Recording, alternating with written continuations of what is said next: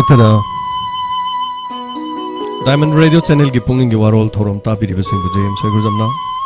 तराम लोक चबलो ने कोक नोना कुरुमजरी नसिगे पुंगिंग वारोल थोरम नसिगे दमक सीजन नजरी नंबर 9077282001 हांगदोक चरे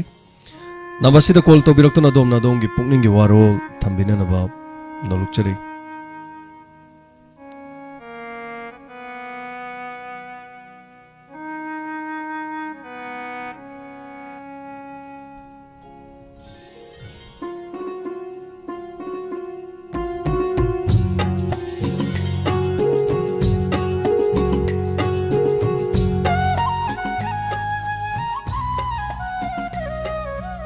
Tonga tongan ba mahiroi singi kongjang miyamna ngarangi tabi kre madudi mahiroi sing na kongjang sang sila kre aduga mahiroi taret amasung police amasoki mahiroi tara fazin ki mahiroi gi hauri ba ihosi hauji lakaduri ba election class 12 ki election ngapi gani class 12 ki examination aduga 10 ki examination hari ba sing ase pass mark pibi raga loina mak pass to hun baloina mak pass to laba matung da hari basi ahen baduna hona jaman duna makoina lokjoge haibagi warol dani ayamba la iba duga lairik yamna tamkidaba chahi ani corona ki chaitheng lekibani na satra singna hawrukkiba ihongni haijaba tare masi miyamgi puning da su kari fawi aduga wafam sida su miyamna haibirakko yagani aduga ekhoi leizariba number 9077282001 Number se hangdok chaba galoina na number se call to bro pigi khodong chaba do pijari asagi YouTube live streaming the library bamadi Facebook live the library basing Diamond Radio ge mic degi taramna okcheri adong ge thamoi de kari fawbi hojil lagriba examination sing da mahiroi sing na hori be hoksida pass mark tang pibiu aduga koi makha tab de koin hona jage haiba hori be ho haiba tare masi adong ge mot kari lei phongdok pirakpa do magyai कोई number हांगतुक चरे number सिदा खोदोंग चाबा लोबिरगा Domna call तोबियो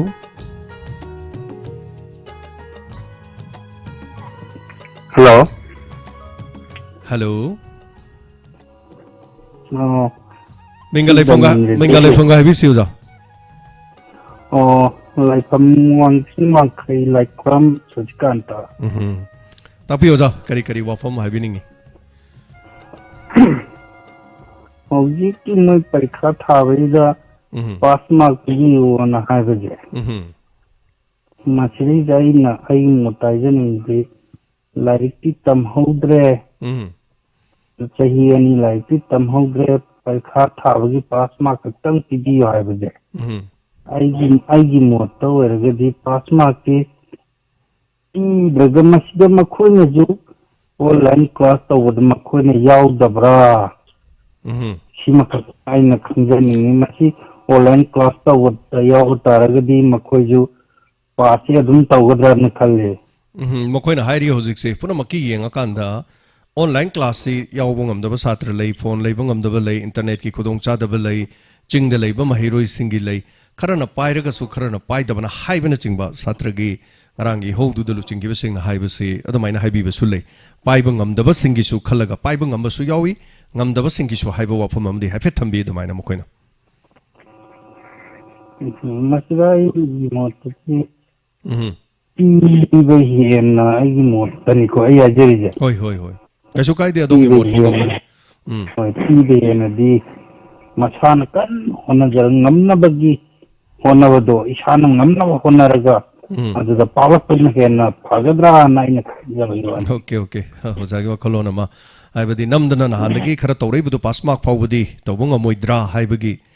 wafam ama haitare ozagi pungningi oiba wafam da thambi bani haitare rasina loibirabra topa kari habening ba leiri anduga mathanaka bot ki matanga majek bot ki wafam sidi yamna panjaning dre bot ki sti khana naina bada haitare oza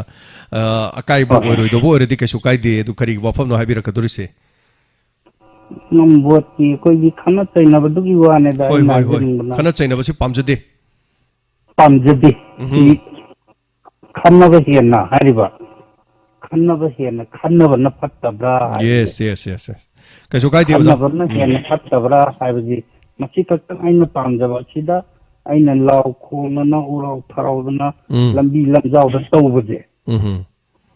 ꯄꯥꯝꯖꯗꯕ ꯍꯥꯏꯇꯥꯔꯦ ꯃꯤꯅꯁꯨ ꯃꯗꯨꯗ ꯀꯔꯤꯅꯣ ꯚꯥꯞ ꯑꯃ ꯈꯟꯒꯗꯧꯕ ꯈꯟꯅꯕ ꯍꯦꯟꯅ ꯈꯟꯅꯕꯁꯤꯅ ꯑꯩꯈꯣꯏꯗ ꯃꯗꯨꯅ ꯐꯒꯗ꯭ꯔꯥꯅ ꯈꯟꯖꯕꯒꯤ ꯁꯨꯝ ꯍꯥꯏꯅꯤꯡꯕ ꯍꯥꯏꯇꯥꯔꯦ ꯌꯦꯁ ꯌꯦꯁ ꯀꯩꯁꯨ ꯀꯥꯏꯗꯦ ꯑꯣꯖꯥ ꯑꯣꯖꯥꯒꯤ ꯋꯥꯐꯝ ꯌꯥꯝ ꯀꯩꯁꯨ ꯑꯀꯥꯏꯕ ꯂꯩꯇꯦ ꯃꯗꯨꯗꯤ ꯈꯟꯅꯕꯗꯨ ꯄꯥꯝꯗꯦ ꯈꯟꯅ ꯆꯩꯅꯕ ꯄꯥꯝꯗꯦ ꯍꯥꯏꯕ ꯋꯥꯐꯝꯅꯤ ꯏꯂꯦꯛꯁꯟꯗ ꯁꯨꯝ ꯈꯟꯅꯕꯒꯤ ꯐꯤꯕꯝꯁꯦ ꯂꯩꯇꯥꯔꯗꯤ ꯀꯔꯝꯥꯏꯅ ꯇꯧꯔꯀꯥꯟꯗ ꯑꯩꯈꯣꯏ ꯑꯆꯨꯝꯕ ꯄꯨꯔꯛꯀꯅꯤ ꯑꯃꯒꯤꯁꯨ ꯇꯥꯏꯕꯪ ꯑꯩꯈꯣꯏꯒꯤ ꯇꯥꯏꯕꯪ ꯁꯦꯝꯕ ꯃꯄꯨ ꯑꯩꯈꯣꯏꯅ ꯁꯦꯝꯕꯤꯔꯛꯄꯗ ꯌꯥꯝ ꯋꯥꯅ ꯑꯩꯈꯣꯏꯒꯤ ꯍꯤꯡꯖꯕꯅꯤ ꯌꯥꯝ ꯋꯥꯅ ꯂꯦꯟꯕꯅꯤ ꯑꯗꯨꯅ ꯇꯥꯏꯕꯪ ꯑꯩꯈꯣꯏꯒꯤꯗꯤ ꯄꯨꯟꯁꯤ ꯅꯨꯡꯉꯥꯏꯅ ꯍꯤꯡꯒꯦ ꯍꯥꯏꯕ ꯇꯥꯔꯗꯤ ꯈꯟꯅꯗꯕ ꯆꯩꯅꯗꯕ ꯁꯥꯎꯅꯗꯕ ꯃꯥꯅ ꯀꯅꯥꯅꯣ ꯈꯟꯕꯤꯗꯕꯤ ꯑꯗꯨꯝ ꯆꯨꯝꯊꯤꯡ ꯑꯃꯗ ꯂꯩꯕ ꯇꯥꯔꯒꯗꯤ ꯃꯤꯑꯣꯏꯕꯁꯤ ꯈꯟꯅꯗꯕꯤ ꯆꯩꯅꯗꯕꯤ ꯍꯥꯏꯕꯗꯣ ꯁꯥꯟꯇꯤ ꯂꯩꯅ ꯏꯪꯅ ꯆꯤꯛꯅ ꯄꯥꯟꯒꯅꯤ ꯍꯥꯏꯖꯔꯤꯕ ꯊꯥꯒꯠꯆꯔꯤ ꯑꯣꯖꯥꯒꯤ ꯋꯥꯈꯜꯂꯣꯟ ꯑꯗꯨꯒ ꯐꯣꯡꯗꯣꯛꯄꯤꯕ ꯊꯦꯡꯛ ꯌꯨ ꯁꯣ ꯃꯆ ꯃꯊꯪꯒꯤ ꯀꯣꯂꯔ ꯑꯃꯅ ꯑꯃꯨꯛ ꯀꯔꯤ ꯍꯥꯏꯔꯦ ꯍꯥꯏꯕꯗꯨ ꯌꯦꯡꯃꯤꯟꯅꯔꯁꯤ ꯑꯗꯨꯒ ꯃꯁꯤꯒꯤ ꯊꯧꯔꯝꯁꯤꯒꯤ ꯁꯤꯖꯤꯟꯅꯖꯔꯤꯕ ꯅꯝꯕꯔ ꯍꯥꯡꯗꯣꯛꯇꯨꯅ ꯊꯝꯖꯔꯦ ꯃꯊꯪꯒꯤ ꯀꯣꯂꯔꯅ ꯍꯧꯖꯤꯛ ꯑꯣꯏꯔꯤꯕ ꯁꯥꯇ꯭ꯔꯁꯤꯡꯒꯤ ꯃꯍꯩꯔꯣꯏꯁꯤꯡꯒꯤ ꯄꯥꯁ ꯃꯥꯔꯛꯇꯪ ꯄꯤꯕꯤꯌꯨ ꯑꯗꯨꯒ ꯃꯈꯥ ꯇꯥꯕꯗꯤ ꯑꯩꯈꯣꯏꯅ ꯍꯣꯠꯅꯖꯒꯦ ꯍꯥꯏꯕ ꯃꯈꯣꯏꯒꯤ ꯈꯣꯡꯊꯥꯡ ꯉꯔꯥꯡ ꯍꯧꯔꯛꯈꯤꯕ ꯏꯍꯧ ꯁꯥꯇ꯭ꯔ 8 ꯁꯣꯛꯈꯤꯕ ꯄꯨꯂꯤꯁꯃꯦꯟ ꯑꯃ ꯁꯣꯛꯈꯤꯕ ꯍꯦꯜꯂꯣ ꯍꯜꯂꯣ ꯃꯤꯡꯒ ꯂꯩꯐꯝꯒ ꯇꯥꯛꯄꯤꯁꯤ ꯑꯩ ꯀꯨꯝꯕꯤ ꯁꯒꯣꯜ ꯄꯥꯠꯇꯒꯤ ꯁꯅꯥ ꯀꯔꯤ ꯋꯥꯐꯝ ꯍꯥꯏꯕꯤꯅꯤꯡꯉꯤ ꯀꯩꯁꯨ ꯊꯣꯏꯗꯣꯛꯄ ꯍꯥꯏꯅꯤꯡꯕ ꯂꯩ ꯇꯧꯕꯁꯦ ꯑꯍꯥꯟꯕꯅꯦ ꯌꯥꯝꯅ ꯅꯨꯡꯉꯥꯏꯖꯩ ꯌꯥꯝ ꯍꯔꯥꯎꯖꯩ ꯗꯥꯏꯃꯟꯒꯤ ꯏꯟꯁꯄꯦꯛꯇꯔ ꯇꯥꯕꯗꯨ ꯏꯟꯁꯄꯦꯛꯇꯔ ꯃꯩꯒꯗꯤ ꯌꯥꯝ ꯊꯥꯒꯠꯆꯔꯤ ꯀꯥꯡꯃꯩꯅ ꯌꯥꯝ ꯅꯨꯡꯉꯥꯏꯖꯕ ꯋꯥꯈꯜ ꯌꯥꯝꯅ ꯅꯨꯡꯉꯥꯏ ꯊꯦꯡꯛ ꯌꯨ ꯊꯥꯒꯠꯆꯔꯤ ꯊꯧꯔꯝꯁꯤꯗ ꯁꯔꯨꯛ ꯌꯥꯕꯤꯔꯛꯄ ꯇꯥꯕꯤꯕ ꯑꯗꯨꯒ ꯍꯥꯏꯕꯤꯔꯛꯄꯁꯤꯒꯤꯗꯃꯛ ꯃꯊꯪꯒꯤ ꯀꯣꯂꯔ ꯑꯃꯗ ꯑꯃꯨꯛ ꯈꯨꯗꯣꯡꯆꯥꯕ ꯑꯃ ꯄꯤꯖꯔꯤ ꯍꯦꯜꯂꯣ ꯍꯜꯂꯣ ꯃꯤꯡꯒ ꯂꯩꯐꯝꯒ ꯇꯥꯛꯄꯤꯌꯨ ꯑꯩ ꯂꯝꯗꯤꯡꯗꯒꯤ ꯁꯣꯕꯥ ꯇꯥꯛꯄꯤꯌꯨ ꯀꯔꯤ ꯍꯥꯏꯕꯤꯅꯤꯡꯉꯤ ꯑꯗꯣꯝꯒꯤ ꯄꯨꯛꯅꯤꯡꯗ ꯐꯥꯎꯕꯤꯕ ꯋꯥꯈꯜꯂꯣꯟ ꯑꯗꯨꯒ ꯑꯩꯈꯣꯏꯅ ꯊꯝꯖꯈꯤꯕ ꯋꯥꯐꯝꯗꯨꯗ ꯍꯥꯏꯕꯤꯕ ꯌꯥꯕ꯭ꯔꯥ ꯑꯗꯣꯝꯒꯤ ꯑꯄꯥꯝꯕ ꯀꯔꯤ ꯂꯩ ꯍꯥꯏꯕꯅꯆꯤꯡꯕꯗꯣ ꯍꯧꯖꯤꯛꯀꯤ ꯁꯥꯇ꯭ꯔꯁꯤꯡ ꯏꯆꯥ ꯏꯁꯨ ꯃꯌꯥꯝꯅ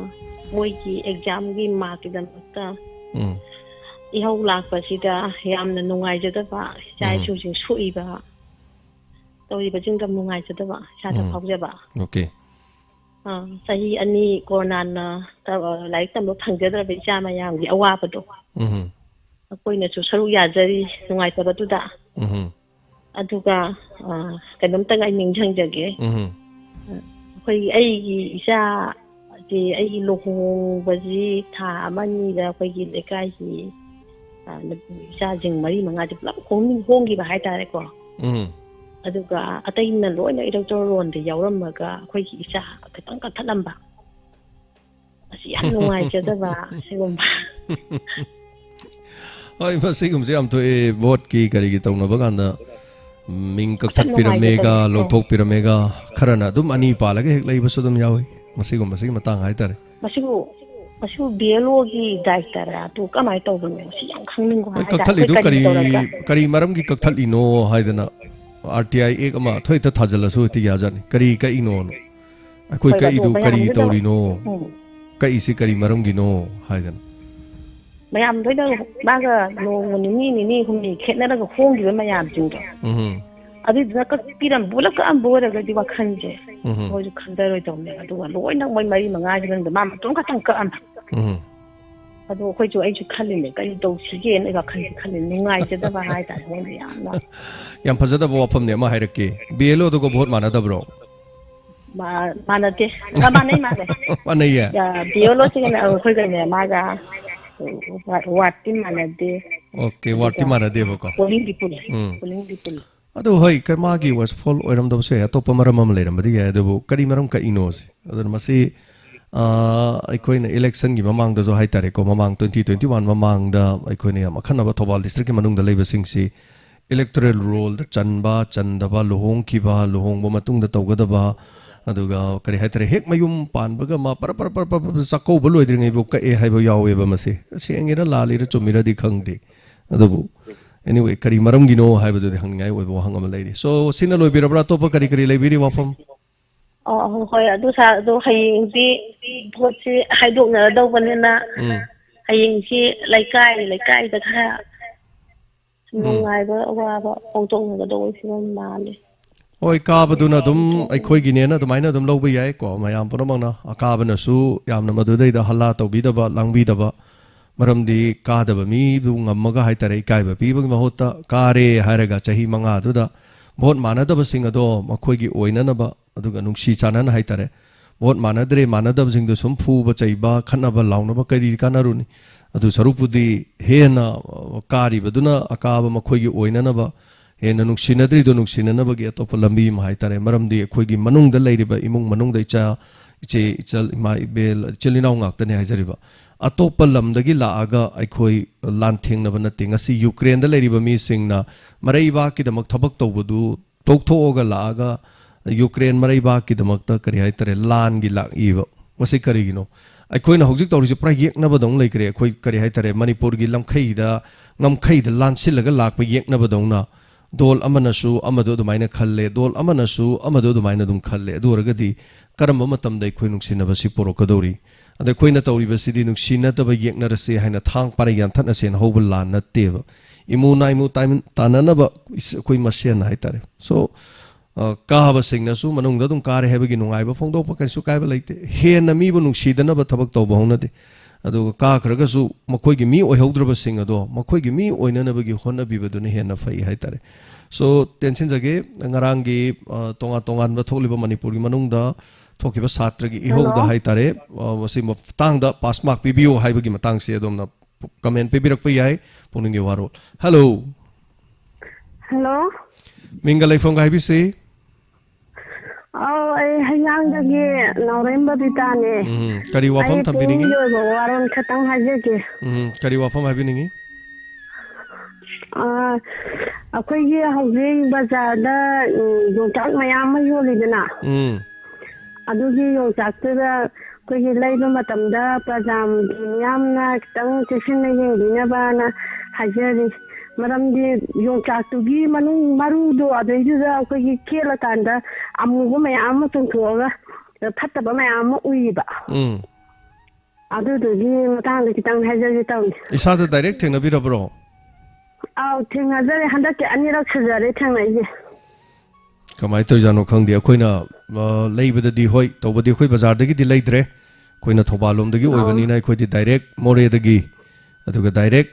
अखोइ चिंगलोमदगी हाइतारे योंचाकसे अदुम खुलकलोमदगी चाइ अदुगा दिमापुर रोमदगी लाकपसु दुम चाबा यावी अदुगा युम द पानबदी चाबसु यावी सो बाजार मनुंगदा फंगबा pot कैथेलदगी लैबिरुबा योंचाक ओइबिब्रा Oh, Nagapan day lejabni. Anyway. Aduga kainom taga hajaw gisa. Aham phang bagine isabi am pakalebu ko aduga sargi cenggung urode cenggung je amukta bok chadri bane ba. Adu sargi cenggung phatabdu udagi cenggung do haudong man dane leiga tai am hawisa. Adu taga hajige taw. Yanu aise akhoi hangaga चिंगुम थाकिबा दुगा चिंगुम थाबा मीदुना चिंगुम हौरा कांदा इंगोदना कोई group तो अमुक हाइतारे सारना थाबदु उबदे कोई थाजरे कोई जो हौरे हाइदना चिंगुम की वीडियो द कोई द उहन बिरे याम नुंगाइजै करी हाइदुनो खंगदि यामना नुंगाइबा फावी अदुगा अखोइ गिसु चिंगुम द मरी मंगारक हे अब मतुंगदा हौजिक लेपा लैते हौजिकसु पुरा मयाम दि सात्रे हौजिना खरा हंदारे अदु ngarangsu ama ni tingkalawi aduga tingkalori se hayeng haksite do mapung phadoin yam nungaijai thagachari thorom saruga birakpa segidamo chengom chabagi kanaba yam lei chengom se one of the most masi protein ngaktani adubu chengom se gout leiba mina di chaba yade karigino hai kanda gout leiba mi sing de protein ga mukchana daba moina khara protein ji chaganu haiba protein charagadi anaba hobna haitare aduna diabetes leiba adaga kari haitare sak yam chaning dragadi chengom yam chaba kaisu kai de maram de protein yam na chaba da thoidokpa madugi kano leite Fiat yam na chab do amang belai carbohydrate yam chab do yam mang belai hello minga mati lai from ibc hello sir ai thawan da gin ne ko akoi boat ki irang jo sum ꯇꯧꯔꯒ ꯂꯩꯔꯤꯉꯩ ꯃꯔꯛꯁꯤꯗ ꯄꯨꯛꯅꯤꯡꯒꯤ ꯋꯥꯔꯣꯜꯁꯤꯗ ꯀꯩꯅꯣꯝꯇ ꯍꯥꯏꯖꯒꯦ ꯇꯧꯕꯅꯤ ꯚꯣꯠꯀ ꯃꯔꯤ ꯂꯩꯅꯕ ꯃꯅꯤꯄꯨꯔꯒꯤ ꯖꯦꯟꯕꯤꯒꯤ ꯁ꯭ꯀꯨꯜꯁꯤꯡ ꯂꯩꯔꯤꯕꯁꯤꯡꯁꯦ ꯑꯗꯨ ꯃꯃꯥꯡꯒꯤ ꯅꯕꯦꯝꯕꯔꯗꯒꯤ ꯁ꯭ꯀꯨꯜ ꯀꯥꯕ ꯍꯧꯔꯣꯅ ꯁꯔꯀꯥꯔꯅ ꯑꯣꯔꯗꯔꯁꯨ ꯊꯣꯛꯈ꯭ꯔꯦ ꯑꯗꯨꯕꯨ ꯃꯅꯤꯄꯨꯔꯒꯤ ꯖꯦꯟꯕꯤꯁꯤꯡꯁꯤꯗꯤ ꯁ꯭ꯀꯨꯜꯁꯤꯡꯗ ꯑꯃꯠꯇ ꯀꯧꯁꯟꯕꯤꯗ꯭ꯔꯦ ꯑꯔꯥꯞꯄꯗꯩ ꯉꯥꯛꯇꯁꯨ ꯑꯣꯏꯕ ꯖꯦꯟꯕꯤꯗ ꯇꯝꯃꯤꯁꯤꯡꯁꯦ ꯑꯗꯣ ꯌꯨꯝ ꯌꯨꯝꯗꯒꯤ ꯂꯥꯛꯑꯣꯅ ꯇꯧꯔꯒ ꯂꯩꯔꯦ ꯁꯨꯝ ꯑꯗꯣ ꯌꯨꯝꯗꯒꯤ ꯆꯠꯄꯁꯤꯁꯨ ꯈꯨꯗꯣꯡ ꯆꯥꯗꯕ ꯃꯌꯥꯝ ꯃꯥꯌꯣꯛꯅꯔꯦ ꯑꯦꯛꯁꯤꯗꯦꯟ ꯊꯣꯛꯄ ꯈꯣꯠꯄꯁꯨ ꯌꯥꯎꯔꯦ ꯁꯥꯇ꯭ꯔꯁꯤꯡꯗ ꯄꯦꯔꯦꯟꯁꯅ ꯊꯤꯟꯇꯣꯛ ꯊꯤꯟꯖꯤꯟ ꯇꯧꯕꯗ ꯁꯤ ꯍꯧꯖꯤꯛ ꯐꯥꯎꯕ ꯃꯔꯤ ꯂꯩꯅꯕꯁꯤꯡꯅ ꯌꯦꯡꯁꯤꯟꯕꯤꯗꯗꯅ ꯖꯦꯟꯕꯤꯒꯤ ꯁꯥꯇ꯭ꯔꯁꯤꯡꯅ ꯃꯍꯩ ꯇꯝꯕ ꯃꯊꯣꯡ ꯃꯔꯝꯇ ꯈꯪꯗꯕꯅ ꯆꯅꯩꯅꯔꯒ ꯑꯗꯨꯝ ꯂꯩꯔꯦ ꯑꯗꯣ ꯃꯈꯣꯏꯒꯤ ꯑꯦꯛꯖꯥꯝꯁꯨ ꯀꯨꯏꯁꯜꯂꯛꯇ꯭ꯔꯦ ꯁ꯭ꯀꯨꯜꯒꯤ ꯑꯣꯊꯣꯔꯤꯇꯤꯒ ꯍꯥꯏꯗꯤ ꯄ꯭ꯔꯤꯟꯁꯤꯄꯥꯜꯒꯨꯝꯕ ꯀꯔꯤꯒꯨꯝꯕ ꯋꯥꯔꯤ ꯁꯥꯟꯅꯕꯗꯗꯤ ꯀꯔꯤ ꯍꯥꯏ ꯃꯈꯣꯏꯗꯤ ꯀꯔꯤꯝ ꯍꯥꯏꯗ꯭ꯔꯕ꯭ꯔꯥ ꯃꯗꯨꯒꯤ ꯃꯇꯥꯡꯗꯣ ꯃꯣꯏꯅꯁꯨ ꯁꯔꯀꯥꯔꯅ ꯑꯣꯔꯗꯔ ꯊꯣꯛꯇ꯭ꯔꯤꯅ ꯑꯗꯨꯝ ꯍꯥꯏꯔꯦ ꯗꯤ ꯁꯤꯗ ꯀꯝꯄ꯭ꯂꯦꯟ ꯇꯧꯔꯦ ꯗꯤꯁꯇ꯭ꯔꯤꯛꯀꯤ ꯗꯤ ꯁꯤꯁꯤꯡꯗ ꯀꯝꯄ꯭ꯂꯦꯟ ꯇꯧꯔꯦ ꯑꯗꯨꯁꯨ ꯑꯃꯠꯇ ꯊꯑꯣꯏ ꯇꯥꯕꯤꯗ꯭ꯔꯦ ꯑꯩꯈꯣꯏꯁꯦ ꯄꯨꯔꯥ ꯑꯋꯥꯕ ꯐꯤꯕꯝꯗ ꯂꯩꯔꯦ ꯄꯦꯔꯦꯟꯁꯁꯤꯡꯁꯨ ꯑꯔꯥꯞꯄꯗ ꯉꯥꯛꯇꯅꯤꯅ ꯄꯨꯟꯁꯤꯟꯅꯕꯗꯣ ꯀꯔꯝꯕ ꯗꯤꯁꯇ꯭ꯔꯤꯛꯇ ꯂꯩꯕ ꯖꯦꯟꯕꯤꯅꯣ ꯃꯅꯤꯄꯨꯔꯒꯤ ꯖꯦꯟꯕꯤ ꯂꯣꯏꯅꯃꯛ ꯀꯧꯁꯟꯕꯤꯗ꯭ꯔꯦꯕ ꯍꯧꯖꯤꯛ ꯑꯩꯈꯣꯏ ꯊꯧꯕꯥꯜ ꯗꯤꯁꯇ꯭ꯔꯤꯛꯀꯤꯅꯦꯕ ꯑꯩꯈꯣꯏꯒꯤꯗꯤ ꯊꯧꯕꯥꯜꯒꯤꯗꯤ ꯎꯃꯥꯊꯦꯜꯗ ꯇꯥꯔꯦ ꯎꯃꯥꯊꯦꯜꯗ ꯑꯗꯨꯗꯤ ꯎꯃꯥꯊꯦꯜꯗ ꯏꯆꯥꯁꯤ ꯄꯨꯔꯒ ꯂꯥꯏꯔꯤꯛ ꯇꯝꯃꯨꯅꯕ ꯑꯃꯨꯛ ꯊꯤꯟꯕ ꯑꯃꯨꯛ ꯂꯧꯕ ꯑꯃꯨꯛ ꯆꯠꯄ ꯑꯗ ꯆꯠꯊꯣꯛ ꯆꯠꯁꯤꯟ ꯍꯥꯏꯇꯥꯔꯦ ꯁꯤꯒꯨꯝꯕꯁꯤ ꯈꯨꯗꯣꯡ ꯌꯥꯝ ꯆꯥꯗ꯭ꯔꯦ ꯃꯔꯝ ꯑꯁꯤꯅ ꯁ꯭ꯀꯨꯜꯗ ꯂꯩꯍꯟꯗ꯭ꯔꯕꯅꯤना ꯃꯗꯨ ꯁ꯭ꯀꯨꯜꯗ ꯂꯩꯍꯟꯅꯕꯒꯤ ꯃꯠꯇ ꯁꯤꯟꯕꯤꯔꯒꯗꯤ ꯅꯨꯡꯉꯥꯏꯅꯤ ꯍꯥꯏꯕ ꯋꯥꯐꯝꯅꯤ ꯍꯥꯏꯇꯥꯔꯦ ꯌꯥꯝ ꯂꯨꯈ꯭ꯔꯦꯅꯤ ꯋꯥꯐꯝꯁꯦ ꯑꯗꯨꯗꯤ ꯁꯦꯟꯇꯔꯒꯤ ꯑꯃꯨꯛ ꯑꯣꯏꯕꯅꯤꯅ ꯃꯗꯨ ꯑꯃꯨꯛ ꯀꯔꯤ ꯃꯊꯧ ꯂꯩ ꯗꯤ ꯁꯤꯗꯒꯨꯝꯕ ꯃꯔꯤ ꯂꯩꯅꯕ ꯄ꯭ꯔꯤꯟꯁꯤꯄꯜꯒ ꯑꯗꯒꯤ ꯁ꯭ꯀꯨꯜꯒꯤ ꯒꯥꯔꯖꯤꯌꯥꯟꯁꯤꯡ ꯑꯣꯜ ꯃꯅꯤꯄꯨꯔꯒꯤ ꯅꯕꯣꯗꯤꯌꯥꯒꯤ ꯂꯩꯔꯤꯕꯁꯤꯡꯁꯤꯒꯤ ꯒꯥꯔꯖꯤꯌꯥꯟ ꯑꯦꯁꯣꯁꯤꯌꯦꯁꯟ ꯑꯃꯒ ꯂꯩꯕ꯭ꯔꯥ ꯑꯗꯨ ꯑꯣꯏꯔꯒꯗꯤ ꯀꯔꯤ ꯁꯥꯇ꯭ꯔ ꯑꯣꯔꯒꯅꯥꯏꯖꯦꯁꯟꯁꯤꯡꯒ ꯇꯥꯟꯅꯕ ꯌꯥꯕ ꯀꯔꯤꯅꯣꯝ ꯇꯥꯟꯅꯔꯀꯥꯟꯗ ꯍꯧꯖꯤꯛꯇꯤ ꯅꯥꯕꯁꯨ ꯍꯟꯊꯔꯛꯄ ꯇꯧꯕꯕꯨꯗꯤ ꯃꯅꯤꯄꯨꯔꯒꯤꯁꯨ ꯁ꯭ꯀꯨꯜ ꯂꯣꯏꯅ ꯀꯥꯔꯣ ꯍꯥꯏꯕꯕꯨꯗꯤ ꯑꯌꯥꯕꯕꯨꯗꯤ ꯂꯩꯇ꯭ꯔꯤ ꯃꯗꯨꯅ ꯑꯣꯏꯔꯤꯖꯥꯠꯂ ꯀꯔꯤꯒꯨꯝꯕ ꯇꯥꯕꯗꯗꯤ ꯅꯨꯡꯗꯤ ꯅꯨꯡꯉꯥꯏꯇ꯭ꯔꯦ ꯍꯥꯏꯇꯥꯔꯦ ꯑꯦꯅꯤꯋꯦ ꯌꯥꯝ ꯅꯨꯡꯉꯥꯏꯇ꯭ꯔꯦ ꯑꯩꯈꯣꯏꯁꯨ ꯀꯣꯚꯤꯗꯀꯤ ꯐꯤꯕꯝꯁꯨ ꯃꯌꯥꯝ ꯍꯟꯊꯔꯕꯅꯦꯕ ꯍꯧꯖꯤꯛꯇꯤ ꯑꯗꯣ ꯖꯦꯟꯕꯤꯒꯤꯁꯦ ꯑꯩꯈꯣꯏꯅ ꯖꯦꯟꯕꯤ ꯆꯪꯅꯕ ꯍꯣꯠꯅꯕꯗꯁꯨ ꯏꯆꯥꯁꯤꯡꯁꯨ ꯑꯩꯈꯣꯏꯁꯨ ꯌꯥꯝ ꯋꯥꯅ ꯍꯣꯠꯅꯔꯒ ꯆꯪꯖꯈꯤꯕꯅꯦ ꯑꯗꯣ ꯑꯔꯦꯝꯕꯗ ꯇꯥꯍꯟꯒꯗꯧꯔꯦꯕ ꯖꯦꯟꯕꯤ ꯁꯥꯇ꯭ꯔꯁꯤꯡ ꯃꯁꯤ ꯃꯔꯤ ꯂꯩꯅꯕꯁꯤꯡꯅ ꯈꯤꯇꯪ ꯊꯨꯅ ꯌꯦꯡꯁꯤꯟꯕꯤꯔꯒ ꯑꯉꯥꯡꯁꯤꯡꯒꯤ ꯑꯦꯛꯖꯥꯝꯁꯨ ꯀꯨꯏꯔꯛꯇ꯭ꯔꯕꯅꯤꯅ ꯈꯤꯇꯪ ꯊꯨꯅ ꯍꯣꯠꯅꯕ ꯄꯥꯝꯕꯤꯕ ꯑꯩꯈꯣꯏꯒꯤ ꯚꯣꯠꯀꯤ ꯏꯔꯥꯡꯁꯨ ꯂꯣꯏꯔꯦ ꯑꯗꯨ ꯁꯤꯁꯦ ꯑꯃꯨꯛꯇꯪ ꯈꯤꯇꯪ ꯊꯨꯅ ꯄꯨꯛꯅꯤꯡ ꯆꯤꯡꯁꯤꯟꯖꯔꯤꯅ ꯁꯥꯔꯒꯤ ꯗꯥꯏꯃꯟ ꯂꯦꯛꯁꯟꯁꯤꯗ ꯍꯥꯏꯖꯔꯛꯏꯅꯦ ꯁꯥꯔ ꯊꯥꯒꯠꯆꯔꯤ ꯋꯥꯐꯝꯁꯤꯒꯤꯗꯤ ꯍꯥꯏꯇꯥꯔꯦ ꯑꯗꯨꯕꯨ ꯇꯥꯕꯤꯕ ꯑꯣꯏꯁꯅꯨ ꯑꯗꯨ ꯏꯂꯦꯛꯁꯟꯁꯤ ꯂꯣꯏꯔꯒ ꯀꯔꯤ ꯂꯩꯒꯦ ꯍꯥꯏꯅ ꯃꯗꯨ ꯌꯦꯡꯕꯤꯔꯀꯥꯟꯗ ꯃꯔꯤ ꯂꯩꯅꯕꯁꯤꯡꯅ ꯈꯣꯡꯊꯥꯡ ꯑꯃ ꯂꯧꯈꯠꯄꯤꯕ ꯑꯣꯏꯔꯁꯅꯨ ꯃꯍꯩꯔꯣꯏꯁꯤꯡꯒꯤ ꯍꯥꯏꯇꯥꯔꯦ ꯁꯣ ꯍꯧꯖꯤꯛꯁꯨ ꯉꯔꯥꯡ ꯍꯧꯔꯤꯕ ꯃꯍꯩꯔꯣꯏꯁꯤꯡꯒꯤ ꯏꯍꯧ ꯃꯌꯥꯝꯗ ꯑꯩ ꯍꯥꯏꯐꯦꯠ ꯄꯟꯖꯈ꯭ꯔꯦ ꯑꯩꯈꯣꯏ ꯄꯥꯁ ꯃꯥꯔꯛ ꯈꯛꯇꯪ ꯄꯤꯕꯤꯌꯨ ꯑꯗꯨꯒ ꯃꯈꯥ ꯇꯥꯕꯗꯤ ꯑꯩꯈꯣꯏ ꯍꯣꯠꯅꯖꯒꯦ ꯍꯥꯏꯕ ꯑꯗꯨꯒ ꯑꯣꯟꯂꯥꯏꯟ ꯀ꯭ꯂꯥꯁꯇ ꯑꯩꯈꯣꯏ ꯐꯣꯟ ꯂꯩꯕ ꯉꯝꯗꯕ ꯌꯥꯎꯏ ꯐꯣꯟ ꯂꯩꯇꯕꯗ ꯅꯠꯇꯅ ꯏꯟꯇꯔꯅꯦꯠ ꯈꯨꯗꯣꯡ ꯆꯥꯗꯕ ꯌꯥꯎꯏ ꯆꯤꯡꯒꯤ ꯃꯐꯝ ꯀꯌꯥꯒꯤꯁꯨ ꯌꯥꯎꯏ ꯑꯁꯤꯒꯨꯝꯕ ꯍꯥꯏꯔꯛꯄꯅ ꯃꯔꯝ ꯑꯣꯏꯔꯀꯥꯟꯗ ꯑꯊꯨꯕ ꯃꯇꯝꯗ ꯃꯤꯠꯌꯦꯡ ꯆꯪꯕꯤꯗꯅ ꯄꯥꯁ ꯃꯥꯔꯛꯇꯪ ꯄꯤꯕꯤꯔꯒ ꯕꯣꯔꯗ ꯑꯃꯗꯤ ꯀꯥꯎꯟꯁꯤꯜꯅ ꯍꯥꯏꯔꯤꯕꯁꯤꯗ ꯌꯥꯕꯤꯔꯒꯗꯤ ꯐꯩ ꯅꯠꯇ꯭ꯔꯒꯗꯤ ꯃꯈꯥ ꯇꯥꯕ ꯈꯣꯡꯖꯪ ꯆꯪꯁꯤꯟꯒꯅꯤ ꯍꯥꯏꯕ ꯋꯥꯐꯝꯗ ꯁꯥꯇ꯭ꯔ ꯉꯔꯥꯡ ꯏꯍꯧ ꯍꯧꯈ꯭ꯔꯦ ꯁꯥꯇ꯭ꯔ 8 ꯁꯣꯛꯈ꯭ꯔꯦ ꯍꯜꯂꯣ ꯁꯥ ꯐꯣꯟ ꯇꯧꯖꯔꯦꯕ ꯑꯩ ꯈꯥꯡꯕꯣꯛ ꯄꯥꯠꯁꯤ ꯃꯈꯜ ꯂꯩꯀꯥꯏꯗꯒꯤ ꯁꯥꯏꯈꯣꯡ ꯇꯦꯟꯗꯣꯟ ꯁꯥ ꯇꯥꯛꯄꯤꯌꯨ ꯀꯔꯤ ꯍꯥꯏꯕꯤꯅꯤꯡꯉꯤ ꯑꯩꯒꯤ ꯋꯥꯐꯝ ꯈꯤꯇꯪ ꯊꯝꯖꯒꯦ ꯁꯥ ꯁꯤ ꯑꯩꯈꯣꯏꯒꯤ ꯃꯅꯤꯄꯨꯔꯗ ꯑꯩꯈꯣꯏꯒꯤ ꯂꯩꯔꯤꯕ ꯁ꯭ꯀꯨꯜꯁꯤꯡꯁꯦ ꯑꯅꯝꯕꯅ ꯃꯃꯥꯡꯒꯤ ꯆꯍꯤꯁꯤꯡꯗ ꯑꯩꯈꯣꯏ ꯑꯣꯟꯂꯥꯏꯟ ꯀ꯭ꯂꯥꯁ ꯇꯧꯕꯁꯦ ꯇꯧꯕꯤꯕ ꯆꯥꯡ ꯅꯥꯏꯅ ꯇꯧꯕꯤꯗꯕ ꯁ꯭ꯀꯨꯜ ꯌꯥꯎꯔꯦ ꯑꯩꯈꯣꯏ ꯂꯣꯀꯦꯂꯤꯇꯤ ꯁꯤꯒꯤ ꯖꯒꯥꯁꯤꯡ ꯁ꯭ꯀꯨꯜꯗꯤ ꯃꯃꯤꯡ ꯄꯟꯖꯔꯣꯏꯒꯦ ꯁꯥ ꯑꯗꯨꯅ ꯍꯧꯖꯤꯛ ꯍꯧꯔꯛꯏꯕ ꯏꯍꯧꯁꯤꯗꯤ ꯇꯁꯦꯡꯅ ꯑꯩꯗꯤ ꯁꯥꯇ꯭ꯔꯁꯤꯡꯒꯤ ꯀꯩꯅꯣꯁꯤ ꯑꯩ ꯆꯨꯝꯕ꯭ꯔꯥ ꯍꯥꯏꯅ ꯈꯟꯖꯩ ꯃꯔꯝꯗꯤ ꯀꯩꯅꯣ ꯍꯥꯏꯀꯥꯟꯗ ꯑꯩꯈꯣꯏꯒꯤ ꯑꯉꯥꯡꯁꯤꯡꯁꯦ ꯁꯥꯔ ꯑꯅꯝꯕꯅ ꯁ꯭ꯀꯨल ꯀꯥꯔꯨꯔꯒꯗꯤ ꯃꯁꯥ ꯃꯁꯥꯒꯤ ꯂꯥꯏꯔꯤꯛ ꯉꯥꯏꯍꯥꯛ ꯄꯥꯎ ꯍꯥꯏꯕꯁꯤ ꯑꯅꯝꯕꯅ ꯁꯨꯝ ꯌꯥꯏ ꯑꯗꯨꯒ ꯇꯁꯦꯡꯅ ꯁꯨꯝ ꯑꯩꯈꯣꯏꯅ ꯁ꯭ꯀꯨꯜꯁꯤ ꯀꯥꯕ ꯂꯩꯔꯛꯄ ꯀꯥꯟꯗꯗꯤ ꯑꯣꯟꯂꯥꯏꯟ ꯀ꯭ꯂꯥꯁꯅ ꯌꯥꯔꯛꯇꯕ ꯃꯈꯣꯏꯗ ꯇꯣꯉꯥꯟꯅ ꯍꯩꯅꯅꯤꯡꯗꯕ ꯑꯃ ꯍꯥꯏꯕ ꯇꯥꯔꯦ ꯁꯥꯔ ꯑꯗꯨꯃꯥꯏꯅ ꯑꯩꯈꯣꯏ ꯏꯁꯥꯁꯤꯡꯒ ꯊꯦꯡꯅꯖꯩ ꯑꯗꯨꯅ ꯂꯥꯏꯔꯤꯛꯇ ꯇꯁꯦꯡꯅ ꯇꯝꯍꯧꯗꯕꯅꯤꯅ ꯃꯗꯨꯃꯗꯤ ꯇꯁꯦꯡꯅ ꯑꯩꯒꯤ ꯋꯥꯈꯜꯗꯗꯤ ꯃꯔꯝ ꯆꯥꯕ꯭ꯔꯅ ꯈꯟꯖꯩ ꯑꯗꯨꯒ ꯑꯩꯈꯣꯏꯒꯤ ꯁ꯭ꯀꯨꯜꯁꯤꯡꯁꯤꯅ ꯑꯩꯈꯣꯏ ꯃꯃꯥꯡꯗ ꯑꯩꯈꯣꯏ ꯂꯥꯏꯔꯤꯛ ꯇꯝꯈꯤꯗꯕꯁꯤꯡꯁꯦ ꯃꯁꯤꯗ ꯑꯩꯈꯣꯏꯒꯤ ꯂꯧꯐꯝ ꯊꯣꯛꯄ ꯐꯤꯁꯦ ꯇꯉꯥꯏ ꯐꯗꯅ ꯊꯥ 3-4 ꯐꯥꯎ ꯂꯧꯕꯤꯔꯣ ꯌꯥꯔꯦ नत्तब था तरे लौबा ममांग चहिदा अदे मखोइना अखोइ ओजासिंगसिदा मखोइगी पिफम थोकपा थागे तोलो पीबीब्रा हाइबसु पीबीदबा अदो अखोइ गार्जियनसिंगदि मखोइना नम लौरगा गासिंगदसु मखोइना तोलोसु येंथोकपीदे दुगा गार्जियनसिंगसु अमुका अवाबदो तसेंग लाइक तमदबनिना तसेंगना होइ थागे सीसिदि मरम चाबा खगलौबियो हाइबसु तसेंगा गार्जियन अमना अखोइ माइकाइदि सिंगदि सिंगदनि उखा थागतचरी ओजा ओजागी वखलोन मोत मथंबीबा सिगिदमा सो मयामना करी खल्ली अदुगा करी पामी सो मयाम अदम फोटोपिरपी याय मथंगी कॉलर अमदम खुदोंग चाबोंग पिजरगा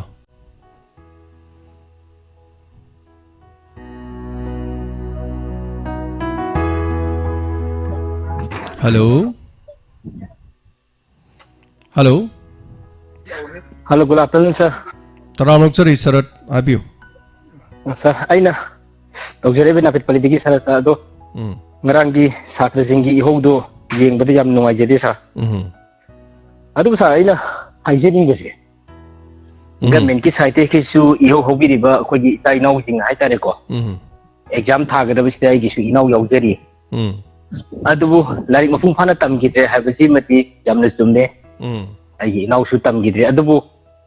aina hajing de pass mark ko promotion gi system chilla ko sa aina haijening bese ko promotion ji de matam gi government ki post mayam ma creator ka duri mayam dor ka duri ba sa ko larik tamdre habudum di sumne aduga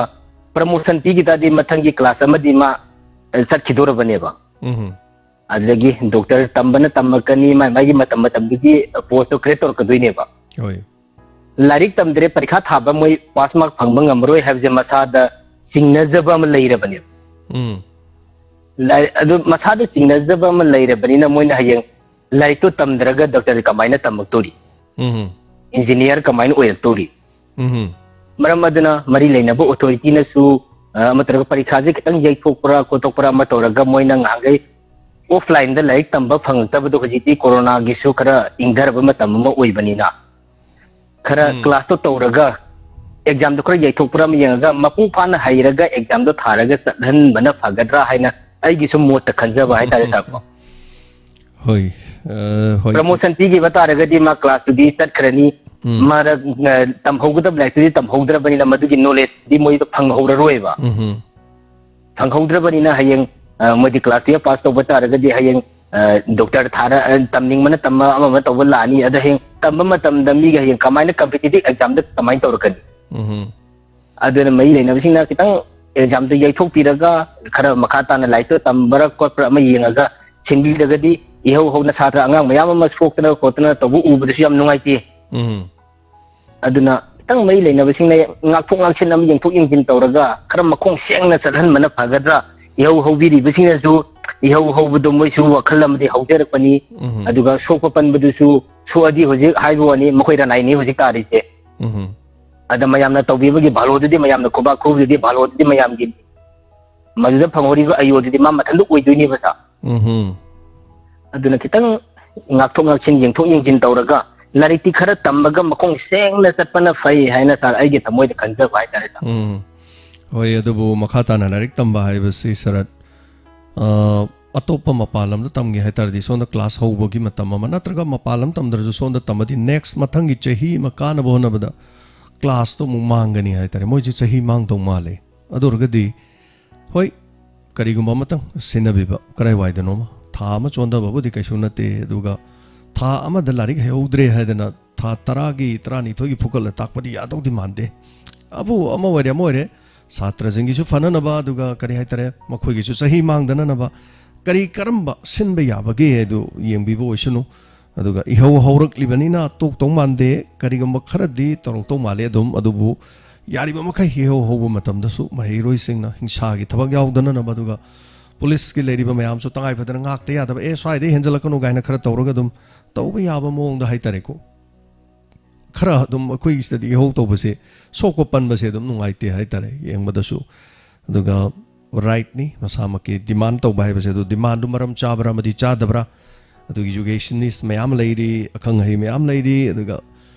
punamakki hai tare adu satra ne ta haire na maduna ta tare tara thongna makok thongma sing kari kari hairi gani yengsal kanda afaba mai ke da lakpo shunu hello minga ma de lai from ibc ai Sanjit Morang Kem Kumbung Makale Kaidagini. Tapi Sanjit, kari wafam thambini. Ada jam nungai bam yauri koigi Manipur. Samna habada koi ho corona ge wave ama lakre. Angang sing direct tamdre. Adigi kambu mana akoi promotion piu haidana style tawre.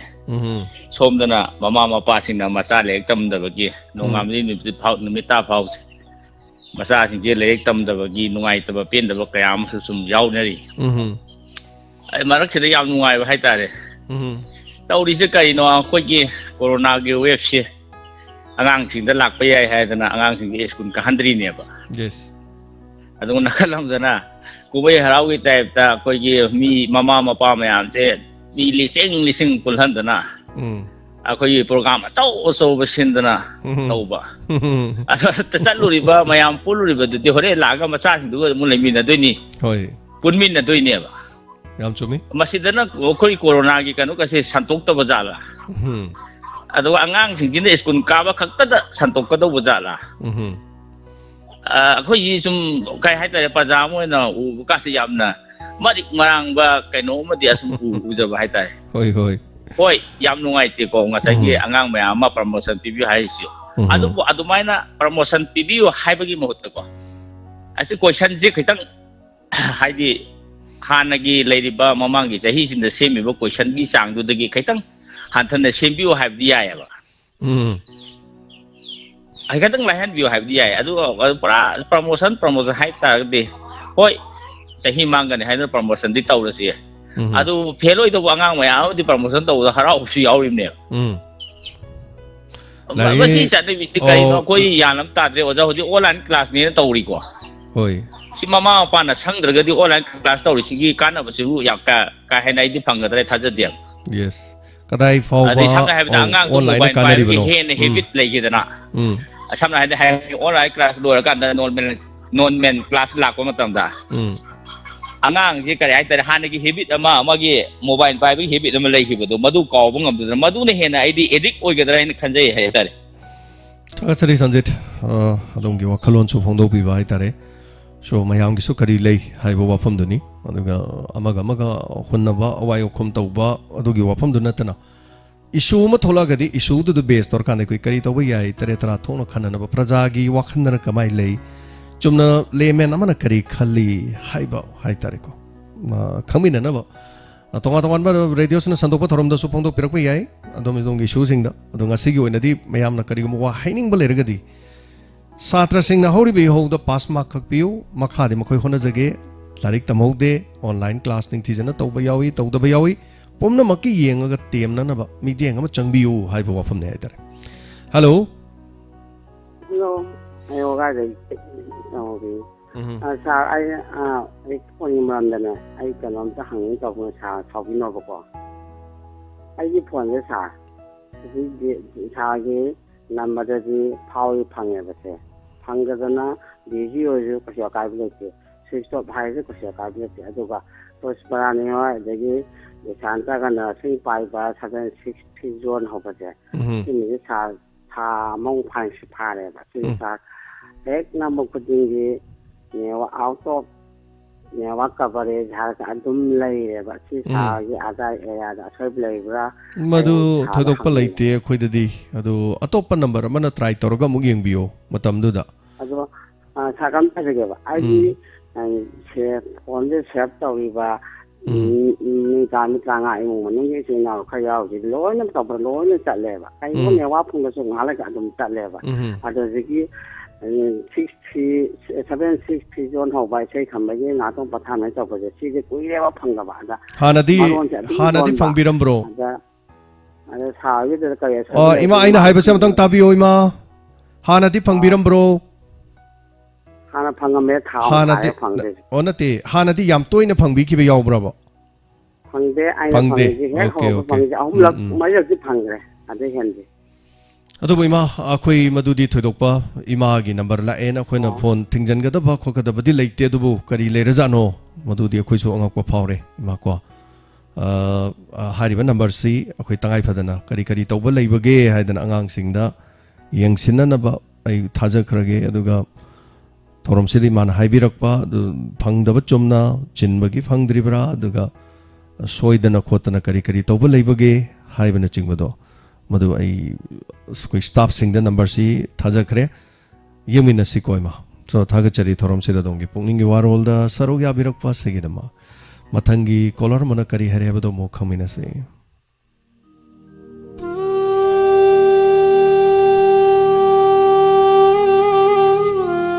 hello hello mingalai phonga tapiu ai konthau jam joypati kadi lam dagi no kari basa kari lam dam dagi oirabano konthau jam NC road dagi ne okay okay kari wafam tapiningi habiu ai je ngarang phone thongawdaba ko ada nupi gi namito adi daida wafam je khitang khongjok taningba ning roibse habiu kaiso kaiba leite ngarang phone nupi jina nong mada tawise sa tawdaba yadaba thaba ngakane bako sa cha ki thongdaba yade adagi kolik waram chengdaba yade adagi angang iru maithajaba kanagi chana thangnaba punamakse nupi jina tawdaba yadaba thabak mayam ama nomagi nupi gi tawrineba desida mu laikai gi adagi ti imung manunggi adai ahal lamangi mayam amu hapsalaineba hapsalak na adum ngamnaba che adum honarineba masai da akogi imung manunggi lairiba ahal laman khangde adagi nipa khangde adagi koi ma lairiba singsina ko nupi jina tawije aigi nupi jina tawije aigi ima jina tawije mayam je ubiba khangbiba je thoidongna hoi yaurambabudi yai ko loinamangni hainingai di oidebako khangbidaba adagi network yam nungai tabro khang karimta tawde adum habiyo mayam pachan tari habiyo khangbidaba yam nungai jadaba hai tare awa nupi gi awa base ataida nupi gi mawa lawa na adu oi ada oi kano nupi mawa lawa di adha mora ne adu ni kan haina di masu leiri dana ko sigi mosida nipa jina dum nupi ji di mawa lawroi dabani adagi imung manungi tana kona bada aina tawrijle hena farabani ai tawna ma faramne na leiba khara su dum mayawri ba sigi se tawhan janing da ba hai tare nupi gi awabu gi kitang khangan janing ba hai tare nupa jing di da su yam chome haining budi mansa yam chome adung asai adhamora ga haibadudi adhamora gi mong duga khar khenab le yes adhamora hairisi nupi mawa lobu singdu adhamora ni haibanate nupi na ngamla pamba aduga nupa dugi right karimta leitabase mase koi gi mahabharat ya koi gi tangkak amada haitare bhimna koi gi kano thiba lakpa matamda lan gi haitare ni ko koi gi samarak ngamarak o mongol oina na ba posak amakak thiba lakpani chiba lakpada o mongol ai sikar mano hai kan ngasai nupi na ngamba nupa ama thengnabado madudi adhamora na chumna gi nupi na haibada nupa duna lowbada adhamora ni haigadaba leite yumdu pan badu kari haini makha gi angang dongna season naba nupa du gi right lehendaba adu mai torkan adhamora kan haibai wani tha ama ore ngasai takpiri ba wafam sing loina chumme yumda leiriba nupa sing na nupi sing na kaya mo yamna wai kaya kari thodang lawi punamak khangbase khara kaktana khangi aduna hojikti chokhola matamnin masidani larik laiksugi matam manga lakandadi right to equality nupi na tobungamba nupa na tobungamba ma magi daita responsibility hai tare masana nupi di pangan sona lakpani na nupa na chingka ena akhoi su nupi ni chingka ke ne ta hayu haibai wanat magi tokpham tokpa jaga khara nupi na toba yaba khara leiri nupa na toba yaba leiri madugi responsibility sing du longminarga loire aduga each other amana amabu masak khangba amana amabu respect tawba haitare madu chap manana thagachari ngarangi chitau bune nang asi haibirak pani thank you so much adu mathangi kolorna kari harebi yamina sing asigi thorom sigi almost minute yamna lady phongdo piu adom na ngasi ngasi khoi mangda tariba topic sina satra singna pass mark tang pibiu ꯑꯩꯈꯣꯏ ꯃꯈꯥꯗꯤ ꯍꯣꯠꯅꯖꯒꯦ online class ꯅꯤꯡꯊꯤꯅ ꯇꯧꯍꯧꯗ꯭ꯔꯦ ꯂꯥꯏꯔꯤꯛ ꯅꯤꯡꯊꯤꯅ ꯇꯝꯍꯧꯗꯦ ꯃꯇꯧ ꯀꯔꯝꯅ class 10 ꯑꯃꯗꯤ class 12 exam ꯊꯥꯒꯗꯧꯔꯤꯕꯅꯣ ꯍꯥꯏꯕ इहो म हौजलकपदा सात्र तरेत सोकपा सिगुम्बगी वाफम अदुगा तोंगा तोंगा संतोकचरिबा डायमंड रेडियो की थौरमदगी पुनिंग वारोल थंबीबे यानी हेलो गुड आफ्टरनून सर और तौजरिबाई पंगोय दिपेमा तापियो करे हैबेनी आइगे मोल अमता थमजगे तौने इस पुनिंग वारोल अमता थमजगे अखोगी सादर सिंह सिगी अवाबजे सिसो सरु याजरी हाइबदी मोय ऑनलाइन क्लास निथिवाई तहौदबा दुगा लाइक तम फंगदबगी इहौनी अदुबु मोयगी अवाबदसु सरु याजगे अदुगा कनो अखोई हंदक बोट का मई लेना क्राइम मैम थोखरे क्राइम सिंगसी ईवीएम मशीन थुगाइबा पोलिंग थुगाइबा देगी अखोगी मी फुरंबा थांग जालंबो ओइगेरा जुमई थाबा देगी युम थुगाइबा मसिगुम्बा क्राइम मैम अमा थोखरेबा हाइबा सिंगसे अखोगी कहने हानदी कैंडिडेट ना ओइरमलोय ना खलंबा अदुगा कैंडिडेट जावरगा लागा अखोगी मीगी युम थुगाइबा देस मी फुरंबा गारी थुगाइबा मसिगुम्बसे मैम ताजरेबा मसिसिंगसिदा अखोगी हाइरिबा कैंडिडेट ओइगेरा वाकर ओइगेरा बीजेपी ओइगेरा देगी कांग्रेस ओइगेरा अतोपा दल ओइगेरा हाइबा सिंगसे अकनबा चैराक पीबदु पामजई जाम वाएबा ताबदा मी नोंमै काबलगा मी सिनाइसि मोय खांगिनेबा अदुगा मीसे चही मंगागी बोट अदुना हेनगरेबा मीदो बोट तौरमद्रदि सिरमोयबा अदुगा मी सुमाइना तौबसे याम नुंगाइते ताबदा वाजैबा कोई सादा थोकप्रना खल्लिबा मसिचे आइबा सिंगसे अकन चैराक पीहौदा तागदि मथंगी तामदा अखोगी इखेंगलक्ता बोट हाइदो सोइदन ओइरकनेना खल्ली अदुदुना हाइबा सिंगसे चैराक पीहौदा तागदि मसि मथंगी तामदा अखोगी XYZ अमना हाइदि क्राइम पामजदबा देगी मतिक चाबा सिगुम्बा कनो कैंडिडेट थोलकनेसु थाजदे हाइदि थोलकपगी चांगसे हंथरकनी अदुगा क्राइम पामजदबा वाकर सिंग थोलकपगी चांगसु हंथरकनी मसिदा थोलकतै हिंसाकु चाबा अखोगी कैंडिडेट वाकर सिंग थगचरी इलेक्शन की वाफम से पन्नदबा न लैरमने दो दोमनसु खरा नुंगाइतबा वाफम खरादि पल्ले अमोइरे मी अखोने ज्ञान ताद्रिंगै सुंगाइ यारो कैंडिडेट न नत्ते अयामबदी अखोई मियोइबननी मियोइबा कनाना वोटर सिंगननी अदुगा अखोइना हाइतारे नाकन नमदा हंदा खक्त नते इलेक्शन की थोपदी ममांगदसु दुम थोइ ममांगदा वोट कैप्चरिंग अद ममांग थक्तसु दुम लेंगा अमना पालिंगेदसु दुम थोइ अमदसु दुम थोइ अदुबु हंतक न थोमदब जगादा खरा थोकपा दुगा थाजदब जगादा खरा थोकपा खरा इरांग लैने न खनब जगादुना इंगने चिकने हेक तौकिबगुम्बा खरदि यावे पुमनमक असि मियाम पनमन ज्ञान तानबा अमदि इंग तफ फाथबगी वाखलोंद लैरी so thank you so much election मरी लेना वाफम ददि ngasi ji khoi khana nainabagi wafam nachade adubu ek lakpada mayamna nungai tamni thokiba thogdo kharada palakpa dum yawi adu election gi wafam di khoi thamasi miyam panamana masire khana naina ruruga thoidop ko kesu togdo leite maram di praja miyamna election da paisa lauri so paisa lauri ba makai sunga yara roi sigi thabak sidi amagi wanate amai wanate adu miyam panamana afaba voter oidringai di sigumba thogdo thokini candidate ना अमा होनते दोल ना अमा फोनते दोल सो फबंग आक्तनी भोले पमी सो फबंग आक्तनी सो voter सिंग नि हम loris अदुगा केसो Laishram thank you so much के diamond radio की staff सिंग नुसिबिबा अदुगा मयाम पुरमक तो खोइना नोलुक चबो हायम सु थमजनिंग बा मना डायमंड रेडियो दा थबक तौरिबा सिंग से वांजिंग तेन था दगे फोनते दो मसी मसु मयाम पुरमक ना हाइतरे खोइबु हेना नुसिबियु डायमंड रेडियो दा थबक तौरिसि वांजिंग तेन था गी मी ngakta natte aduna atop atop kendra dagi yawi atop kendra de mi 13 si tongan kendra dagi loin yawi aduna thabak chathok chasin tau matamda media gi person ne hana masak ta aba fawbada aki ekhang piba khotmana chingba lambi da thogdo wathoi he tholokpada haitare masi miyamna khara nungsibiu aduga maruina atop media sing dagi khoine yam tongali si karino haikanda tolop phangdaba keno ngakta ni aduna खरा सोमदगी लाइब revenue मचा मचा से हिंगजबा voluntarily कथोकपा इरई पाकिदम होनरिबा सेंगबा media person ngaktani habase wafam sima thamjage aduga tonga chathok chasin ahing nungthil numidang chathok chasin doribani aduna miyamna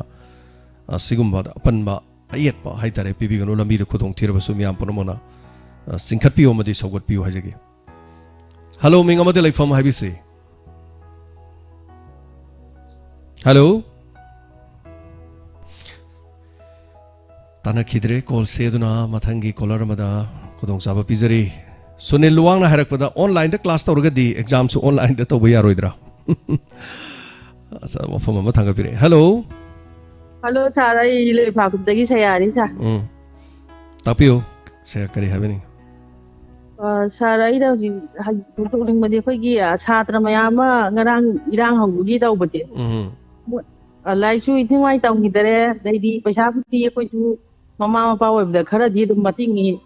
yam tingdraga jo do moi pass ma bu di tv nama na sum khanjan mai tare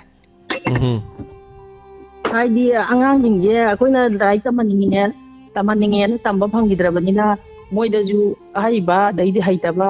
chamana gre dai hoji ui kitang di batam jo hujang grabnina majing tang di mayamda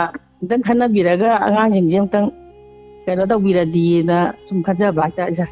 maroine sahi manga kani habagi wajaba aduga kari or kadagi habado so mamang da corona laiba kan amadusu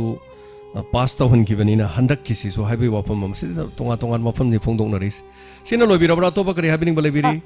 aduga amana sara ayeng kita fajarage ayeng kogi board ki region khanga kanda kogi iram thu pagi thabak che tawbidana ma koi mayam koi praja mayam je sidaida kai bamda khanjani bai tare kogi manabuka ju kogi di amatani halaga jeng tinana halagi admaina dum laiminaji hayeng irang thubi ganu hai haijage sa sai hojikti amlu gre Pakistan India chap managre tawrise miyam panomaksi kerole kai de laiminari ji umthokpani kogi British na khongjom land daga laga thangyan thanabado adui type to legre mi jingje loini yeknabada chumnagi mana aina kana nabagi support tawbudu nataba pungning wakhal gi natana thawai lobung amagi mi hat pangambagi mi manghan bangambagi wakhalon mayam ama nauba plan kari hai tare mayam thoklak pazina hai tare yam chumbo wafam ni sayana tapiri bidu hayeng kai gubamda kai jage sa akoi ju isa isu koi gi pakhang mai sabi loi phana ra mina koi gi chathuk chasin mai gi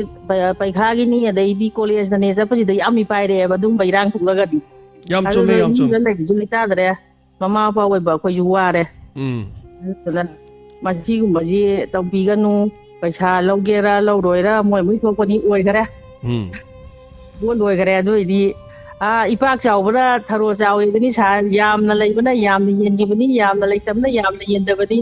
inda kai songai leite aga bana khoi gi di amatani ha baji matati ajage duga adum ka gi bana ju mayam sembi to ti sing phajana phangan bire adai di khoi power house samju khoi gi irang sibai da phajana sembi rama bani adai gi lambi thungju dum khoi thong budi semdri lambi budi dum koilas ta dana pol honda taw kana ta taw kare semda badi natte adum semi bani aka baju adai di ka da baju semjara kani karaga adu amata woina laimina ji abasim tan bi hajin sa thagachari saya apaja wafam ne habiragli bas yengna banate khoi amatani iramdam sigi akhoi yelomi ngakani aduga thengna batara sui reibak sigi haitare mafam cha mafam da thengna se Ukrainian sing namarai ba ki dama Russia ga lan thengnai si oiroi do bani na khalli adu hauju pawbada lising tara hen moina hali haiba claim ga torei ba wafam Russia na sing makhu tharabu di nong mafadong nate adubu khut thadabai maram su lei ama oire marai ba ki damakta sumani Ukraine da tawri ba sigumba da aikhoi simina bane na fai sidai da board ki damak hai tare MLA ama oikhi ga doba amana kahogba haiba adu gi damakta khoi leminai mayam sina kari gi damakta no ba sok yamna nungsina dabagi amadi sa olakpa mi gi wakhal thadu khrakanda aikhoi amatani ko haiba wakhal sibu lapthoruk libagi maram si kari gi no पैसा सो लोग दोबम ते याउदे पैसा सो लोय लोग थोए नाकन अनिमकी का दो बसगी सो लोग थोए का रोय दो बसगी सो अदगी का ग दो बदगी सो थार तागद ब फोर तागद ब दैसो पैसा लोग थोए लोयन म धर्म दे खोय पुन मंगना लोयन कायर ग चले एनीवे मोरे का बदो खोय गिनी सेमो हाय ताबनी अवात पदो खोय मखोय दमो हाय बताबनी मदु मखोय गी मथौनी अदुना अकाबा अफबदु मियाम गिनी खलगंदा aduga luchingba sing hayengi oina kabi gadoriba mayam punamai shorna hayeng tamakpada miyamna khalakadoriba sing aduna makoi gi leiriba praja punamakta asumna tawthabu oisanu madudi aigi kendrada aduguma pamdaba irang ama thonu ko aina mai pa abanina ꯑꯩꯒꯤ ꯅꯠꯇꯕ ꯃꯤꯁꯤꯡꯁꯨ ꯑꯩꯒꯤ ꯑꯣꯏꯅꯅꯕ ꯆꯪꯁꯤꯜꯂꯁꯤꯀꯣ ꯍꯥꯏꯗꯅ ꯐꯥꯖꯤꯟ ꯄꯨꯟꯁꯤꯟꯕ ꯅꯠꯇꯦ ꯆꯠꯂꯣ ꯉꯥꯎꯔꯨꯔꯣ ꯀꯥꯞꯊꯣꯛꯎꯔꯣ ꯍꯥꯠꯇꯣꯛꯎꯔꯣ ꯑꯩꯈꯣꯏ ꯅꯠꯇꯕꯉꯩꯗꯣ ꯅꯦꯛꯈꯥꯏꯔꯨꯔꯣ ꯊꯥꯗꯣꯔꯛꯑꯗꯤ ꯀꯨꯝꯍꯩ ꯑꯣꯏꯔꯅꯦꯕ ꯑꯗꯨꯒꯨꯝꯕꯒꯤ ꯋꯥꯈꯜꯂꯣꯟꯗꯨ ꯂꯣꯏꯅ ꯈꯜꯂꯝꯒꯅꯤ ꯍꯥꯏꯕꯒꯤ ꯋꯥ ꯅꯠꯇꯦ ꯐꯥꯖꯤꯟ ꯄꯨꯟꯁꯤꯟꯕꯗ ꯃꯀꯣꯛ ꯊꯪꯕꯗ ꯑꯗꯨꯝ ꯂꯩ ꯍꯥꯏꯇꯥꯔꯦꯅꯦ ꯃꯆꯥ ꯐꯠꯇꯕꯁꯤ ꯃꯃꯥ ꯃꯄꯥꯗ ꯌꯥꯝ ꯂꯩꯌꯦ ꯑꯗꯨ ꯄꯨꯝꯅꯃꯛꯇꯨ ꯍꯌꯦꯡ ꯌꯦꯡꯕꯤꯔꯀꯥꯟꯗ ꯃꯔꯥꯏꯕꯛ ꯐꯕ ꯍꯌꯦꯡꯒꯤ ꯂꯥꯏꯕꯛ ꯇꯝꯒꯗꯧꯔꯤꯕꯁꯤꯡ ꯑꯁꯤꯅ ꯑꯐꯕ ꯈꯣꯡꯊꯥꯡꯗ ꯊꯥꯡꯖꯟꯕꯤꯗꯅ ꯃꯤꯌꯥꯝ ꯄꯨꯝꯅꯃꯛꯅ ꯋꯥꯈꯜ ꯐꯥꯊꯕꯤꯔꯒ ꯑꯩꯈꯣꯏ ꯑꯃꯠꯇꯅꯤ ꯅꯍꯥꯟ ꯃꯈꯩ ꯑꯃ ꯇꯧꯔꯁꯨ ꯃꯁꯤꯒꯤꯗꯃꯛ ꯑꯣꯏꯔꯦ ꯑꯩꯈꯣꯏ ꯃꯥꯏ ꯄꯥꯛꯑꯦ ꯍꯥꯏꯔ ꯀꯥꯟꯗ ꯇꯨꯃꯤꯟꯅ ꯍꯣꯏ ꯃꯅꯨꯡꯗ ꯆꯥꯛ ꯆꯥꯅꯒꯦꯔꯥ ꯏꯁꯩ ꯇꯧꯒꯦꯔꯥ ꯂꯥꯡꯒꯦꯔꯥ ꯑꯗꯨꯅ ꯂꯝꯕꯤꯗ ꯂꯥꯎ ꯈꯣꯡꯕ ꯑꯗꯨꯒ ꯎꯔꯥꯎ ꯊꯔꯥꯎꯕ ꯇꯧꯕꯒꯤ ꯊꯕꯛꯁꯤ ꯂꯦꯞꯄꯤꯕ ꯍꯥꯏꯇꯥꯔꯦ ꯍꯜꯂꯣ ꯍꯜꯂꯣ ꯃꯤꯡ ꯑꯃꯗꯤ ꯂꯩꯐꯝ ꯇꯥꯛꯄꯤꯁꯤ ꯇꯦꯟꯊꯥꯗꯒꯤ ꯇꯝꯄꯥꯛꯅꯦ ꯑꯩꯅ ꯍꯥꯏꯖꯅꯤꯡꯉꯤꯁꯦ ꯀꯩꯅꯣꯅꯦ ꯁꯥꯠꯇꯒꯤ ꯏꯍꯧꯒꯤꯗꯅꯦ ꯍꯣꯏ ꯃꯥꯔꯛꯁꯦ ꯇꯪꯈꯥꯏ ꯄꯤꯕꯤꯔꯕ ꯑꯗꯨꯒ ꯃꯣꯏꯅ ꯑꯃꯨꯛ ꯄꯩꯈꯥꯁꯦ ꯑꯁꯦꯡꯕ ꯄꯩꯈꯥꯁꯦ ꯊꯥꯕ ꯀꯥꯟꯗ ꯑꯗꯨꯗ ꯄꯥꯁ ꯃꯥꯔꯛ ꯍꯦꯟꯕꯗꯨꯅ ꯑꯗꯨꯝ ꯇꯧꯖꯕ ꯁꯤꯅ ꯍꯦꯟꯅ ꯄꯥꯝꯖꯩꯅꯤ ꯋꯥꯈꯜ ꯍꯣꯏ ꯑꯗꯨꯅꯤ ꯁꯥꯇ꯭ꯔꯁꯤꯡꯅ ꯍꯥꯏꯔꯤꯕꯁꯤꯁꯨ ꯃꯥꯔꯛ ꯈꯔ ꯄꯤꯕꯤꯌꯨ ꯄꯥꯁ ꯃꯥꯔꯛ ꯑꯅ ꯇꯥꯛꯄꯤꯕꯅꯤ ꯍꯥꯏꯇꯥꯔꯦ ꯑꯍꯦꯟꯕꯗꯨꯅ ꯃꯣꯏ ꯑꯗꯨꯝ ꯃꯥꯏ ꯍꯦꯟꯖꯔꯖꯅꯤ ꯑꯗꯨꯒ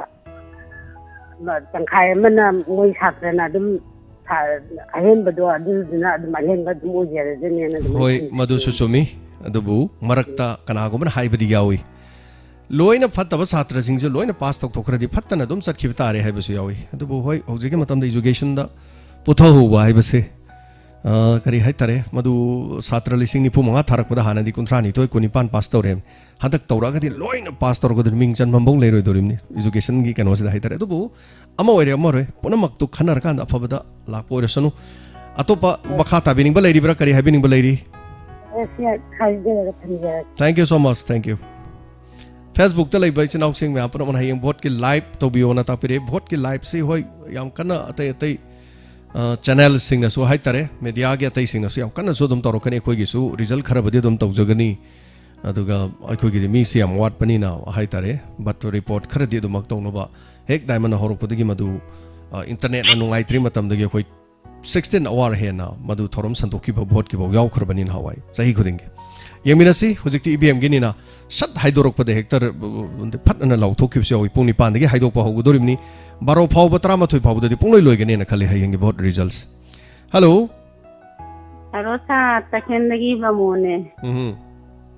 इसे खंगे तौबनी वाकु संग संगे दम हाय लेरेना हवाइदि खंगमने कदोमुना हंगे तौबा आई मधुमदि थोदोकपा आई खंजदे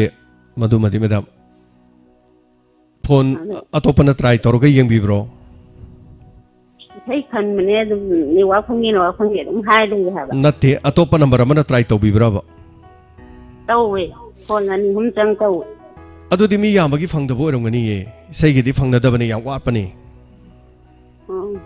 ओथा ग्रुप तो यावगे के तौबा ग्रुप तो ओइना यावरगे अदो करिगे थारक्तैने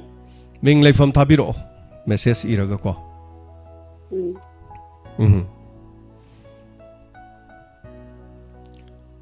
थागचरी थोरम सरुगा बिरंबा हेलो हेलो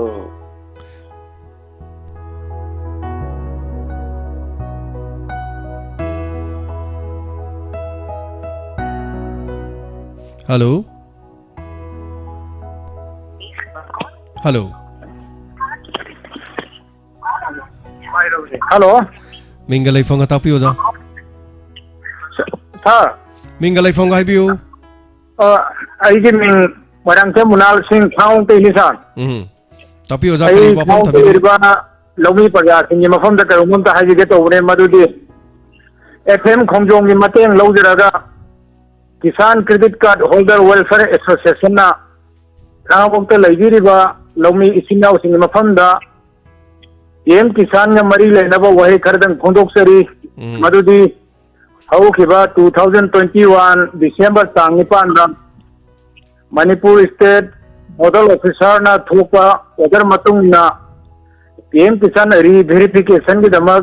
केवाईसी लागलिबा सरे 2022 मार्च 15 फाउबदा तौगदखने हाय मसी लोरगा हानगी लुपा 2,000 फंगदो अमुक हना फंगनी हाय मरमसिना हाना पीएम किसान की फगत किबा सिंगना मरी लेनब डिपार्टमेंट ताना बिउ नतनगा Susila Computer Work Hangabok Mesam Lecha Leba Sigi phone number 8974821377 da contact tawbi yagani sita hai number do zan hai bi do khangam dong man de kasu thagachari oza torom saru ga bi rak pasigi dama aduga Premila hayeng isai su lai aduga karino thabal su lai nai hayeng makti kumai harau se gi mota di tohon janing de hai tare mayam gi mota kari fawi madu amanabu oiro kendra ama oiro ko ama oiro ka khibai do ka hogda bana dum nungai roi ka hogda badu da mi afaba yaura adi phai mi fatta ba yaura di moina nungai ri ne na nungai ba marak tu do ko fatta ba thabak thoning da ba thola kan maduna khana chaina ba madi lebak irang hongna na bagi macha am oirak to mal ai wakhan ni ko mi na kano to ringai da nungai ta na kap le ringai da angang ningai to le ringai do khoina noksan ba do angang na saurok ba do madu mai ta da na to kani khoi mahum chai thin bai dukan da wani aduna atopa maramam ga leiraga haitari yaksang su kuidre aigi moni adu khoina thingu ngam ponte khoina kari oidana ko aigi mot ki wani mayangi moti kari lebano khangde so caller ma to birami adu pol paikhat paga thamgre hello mingalai fanga tapiu ai kheman debi birene sa tapiu kari wafam hai bining yoda summe hujike Thaban chongba hai mak chong na na takpi rak do koi mata ya janing de de amana nuai ring ganda ama kapinga ga thu ne to chong hok do ya de koi tau ate hai dana ekda khan ba khan jo mai je de kara tap na yaksang jo koi do bani na yaksang do na chong na pha gina na ya thaban chong ni matang no tham jage atopam na ja ojagi inspector ta yai se Tabak chin badu da karam matamda masigi kenojingi tawga nungdang athing bada muk tawrigno haisi bajigi ai koi ju ang ko mane ro khanjeri wa klse hoi agi atopa amana tamining bai sei khanbra newal phangde haibdo ai jahana phangre yang kanna tawram mane koi ju phangde ba mase kamai tawri ga no newa kamare se bahare na dum tawlei re hoi madu karino khoju madu mi si yambagi oine khalle isai di mapan khak khanga daba mi ne chani chahum toksalakpa adu no oiram do di male oja adu busy haragati kaba busy haidre ne wak phangdre mai madu nongma koi thok piro sum tanjam da haitare aduga hoi sum panglap so lap na tabani na hairi ba number du da ekoi phone toksalaga yenga si nongma program tawdringai da hoi nungthil gumba hek lak piraga aduga phone du da kari haigena kanamok tawdringai du da chat pra yenga seba hoi adu ardi adomna su thajarani ko fare ja yam nungai jare thorom saruga birakpa chumbani yaksang kuidrabani na domadongi nungai ba andagi miyam punamaki nungai ba du mai kendra ge dom phongdok ka do leire lila tawgera isai tawgera aya ba sing do haitare aduna masai mayam gi mota so haitare ko ai khoi amatani haiba se kauthokna ba kalak peli da ko no khoba khuduri se kari maram dano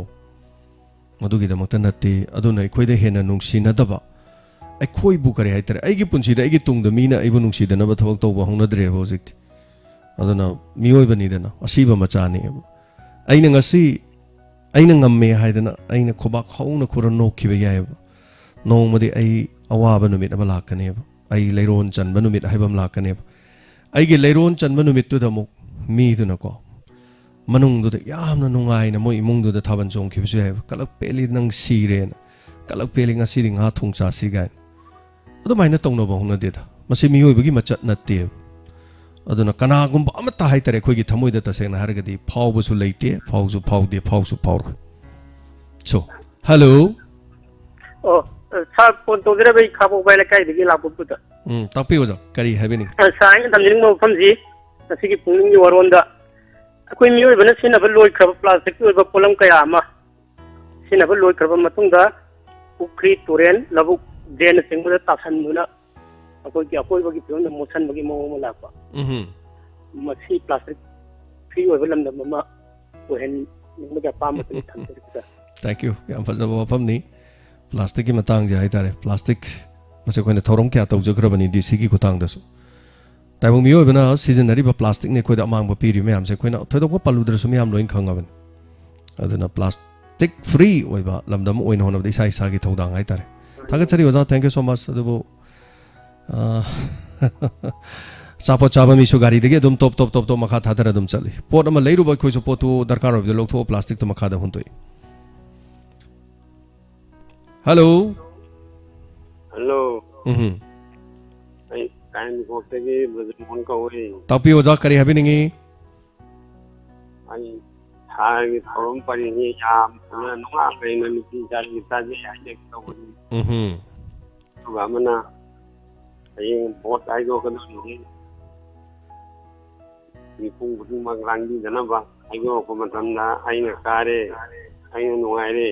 आइना थोंगान कुनि सत्त coat लाउना बदु लाउबी मना बायदुना आइना सागी खादन एदि फोंगा प्रजा मियाम मफमदा देगेना तौजेरपने तागचरी ओजा मदुमक नि मियाम पनमन ज्ञान तारसी अदुगा तोंगा तोंगान मफम the लेबा केंद्र गी मियाम पनमन नुंगाइबदो मनुंग द दुम फोंदोक पिबा हाइतारे नुक्सिनदन बहनब करी कानारुनी अदुगा भोटनी मदुना इरांग थोक्तनबा हाइतारे निको अमोरे मीना कलक येंगथिबा इसे खुदी थीरिमनी हाइतारे अदुना पुनमक अकाबने खोइगिनी अकाबने इरमदम सिगिनी मदुगी मतुंग हयंग हेक काकी मतुंग कनाना मेजॉरिटी ओय कनाना ओइदे कनाना अलायंस ओइगनी मदोंदो ओइना लेबाक्सी अफबा क्यामरुम द तौबिरक ओरसनु थागचरी ओजा जागी वाखलोन शेयर तौबिरकपा मथंगी कोलर मदम खुदोंग चाबा पिजरी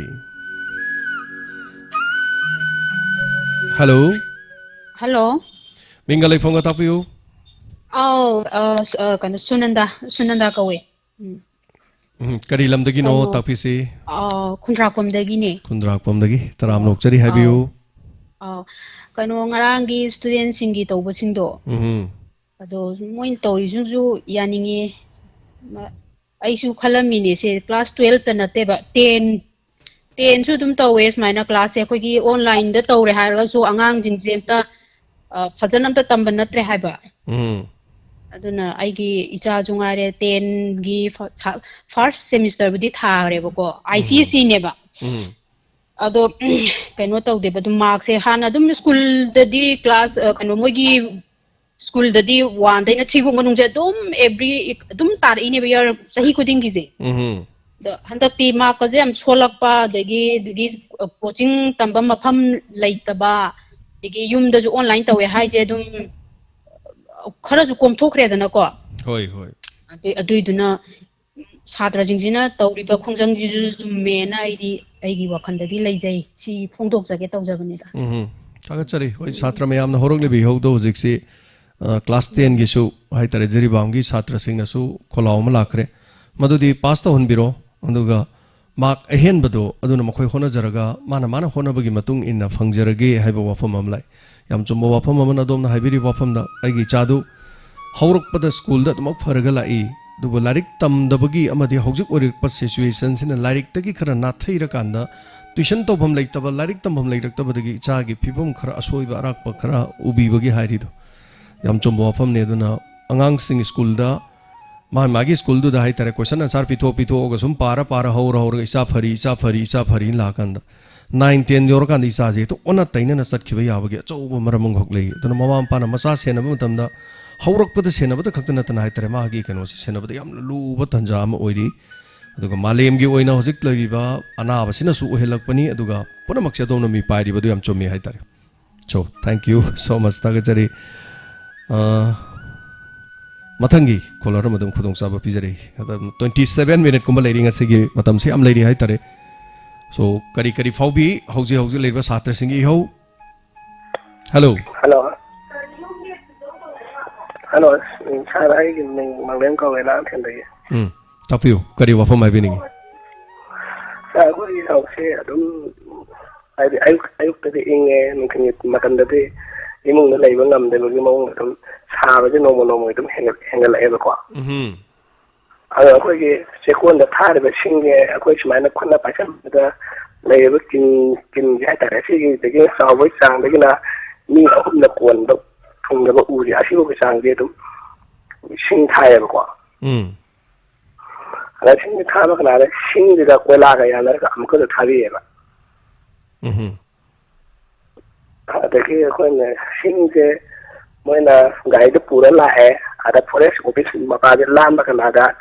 ꯐꯣꯔꯦꯁꯀꯤ ꯃꯤꯁꯦ ꯊꯦꯡꯅꯕ ꯀꯅꯥꯗ ꯁꯤꯡ ꯑꯍꯨꯝ ꯃꯔꯤ ꯍꯦꯛ ꯊꯥꯗꯔꯝꯃꯒ ꯍꯦꯛ ꯆꯠꯈꯤꯕ पैसा खरा पीर एक्सट्रा खेलोगुम्बदे याम तोइना आपको तो मैं तोइन खेमा जाएगा होय होय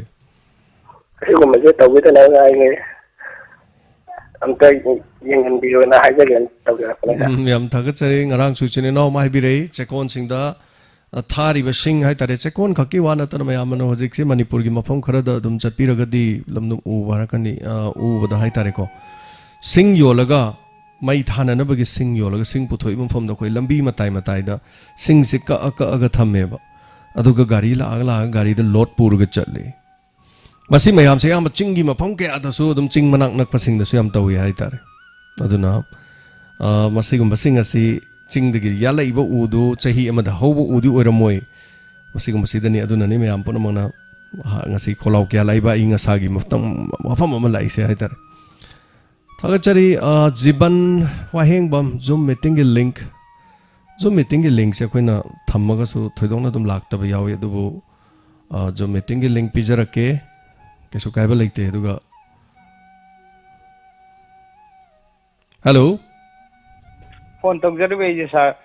govindram dagi heroje tongram heroje taramok chari habiyo kari wafam habiningi sir koi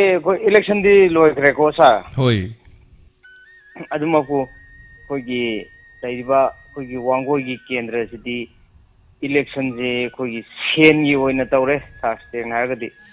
adubu heroje ojek se vote ki di wangang na dre khoi adu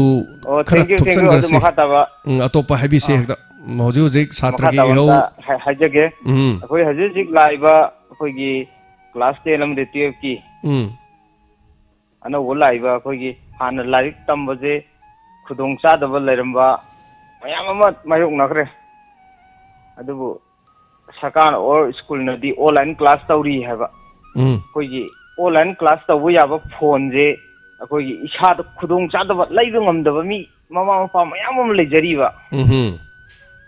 maramaduna angam kharadi yamna marik sumna tawbem bayai madu online tawda koi gi phajana tawde habidi nasadi laiba ngamjadaba mama mapa akoi gumba hajab tare sidadi yamna khudong cha gi daba sa sengna hagadi maramaduna koi gi छात्र जिंग तालेबा इहवदु अखोई demand याम कुमना खनबिरगा अमुक्तंग दी मसदा सरकारना जमिंग चंगबिरो चंगबिबा अमसुंग अखोई छात्र गी कनो लैरिबा organisation सिंगनसु खितंग येंगा कुमना खनबिरगा मसिगी Kanoje अमुक्तंग खनबियो हाइदना diamond radio गी थोंगदा आइना हाजरियसा tagachari herojet ojik mangda taribo wafam singni khoi thairaga chatpa yararoi doba aduga satra sing ihoma laibanina madu akhang hi sing mayam bon mon haitare kari toro yagadage na haiba wafam du khanabira kanda afaba lambi badala ko rasunu haijadare so thank you so much govinda gram dagi herojet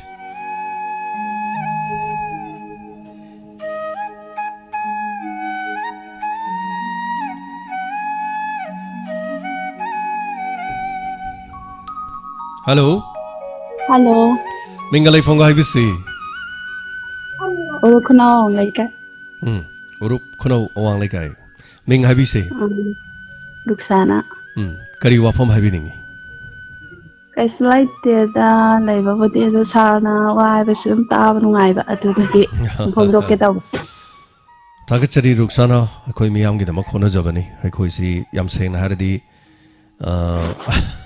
miyam gi thogal loini hai tare so adom na pen bi ba thank you so much sina loi biro bro to ba kari kari habining ba lai biri loire thank you ruksana tharom sarog yabi ba segi dama matam gi thoi be issue ekhoi khang da ba yade matam gi issue ekhoi gaw da ba yade issue khudimak te ekhoi irang sagar ka dabani hai ba laiti issue sing khana nei naraga phaba lambi da langna no hona bi issue khudimak ki fall amamam adumak legani fall du di miyam pon mon khanaraga phaba mai kai da purok pudun hello hello sir tawjere ben to kong kha kunuk dagi sobas tapi oja sobas andar kari wafam habining koi rang ki pal ima singi haiba tare akoi gi thom pe na koi pardasu media job Sir, Oza Sobat Chandra karino ima singi abisi karino. Koi nupi singi palon ngara. Adu ima singi nati nupi khudi makini. Isa nupi gishu yawi, isa ningon gishu yawi. Dune ima ngaktagi nati. Mother's Day nati hai tare ko oza. Okay, okay. Tapu. Jadi sir. Koi gi upa country. Koi gi mani pakti hai bet. Koi gi nupi ma. When I Agricultural sing na jumpan kagadi mapupi masin na eta togi manipula leriba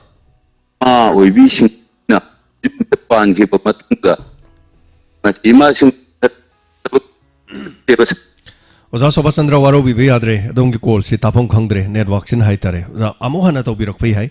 so waro bibi adre ngakhtang geng jabani adu minute amakhre na tapong khangdre oza phone si khongkap amani tang chathok piraga haitare mafam amadagi amohana to biraksi adong wafam si tapong khangdabana mayam punomona su wafam si haitare so hello ming amadi leifam hai bisi to jere je thokpa mawale kai de ji maner towe tapi kari wafam hai biningi amjani ni bo pham de hayeng bo dai to pujida Taban Jomba Hauda Collection of Tapira. But she's on in the window, I do on the in the Bama Punto Java. Okay, I'm to more from I pay Taban Yoshanju, Koyre, Yoshamanunda, Fazana, Chombiu. I could imagine Tolomuna. I do got what the Marie and Melody, I do Mara Kumazi, on the in the back. Yamna chumi tapiriba chahi kyamuk subirage call to birakpa chahi umdraga mga sure ai kainona laibo tiba accident ama thokdagi ai je sliding ko chokra famungda ta da leire adu mamiyo ne ai je sunupina phone ji namhallaga achai ge try da jakuli uji thangeba yam ngai ji hoi kagat kari adagi ai ge nomaju diamanda ai ge sanati amadi koi ge nuti je aga yan pali ju lakna ngam ba kitang pa chawa kitang ji ge mane ai khangjai tajare gari na thingjan birame na toba Isano pising laga asida mateng pang birambaduni thagachari babung yam nuaijai sahi umbudrama asuraba babung na haibiri wapam se babung gi kendra gi wanate amai kendra wanate harau bo phongdok pa nungai bo phongdok pada maduna irang thorok nabagi machak ama oigani hai ama bu oire aduga kalak geng thiba hengat kadabagi saru aduga madu yoksang su kuidre yoksang kuidramnina yoksang do oina nungai bo phongdok piro hayeng makti kumai harau hek to basi makti mayam gi mota ipam pam naram do mande adubu miyo base wakal khenai ai nungai lore na khan ba hai tare adubu ain haijabado akhoi pokle ibani siba soidabani punsi se lakpa amadi satkhibani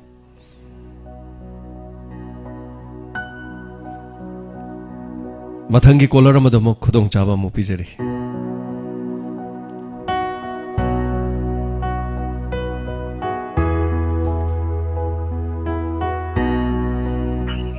Hello, minga matili from IBC.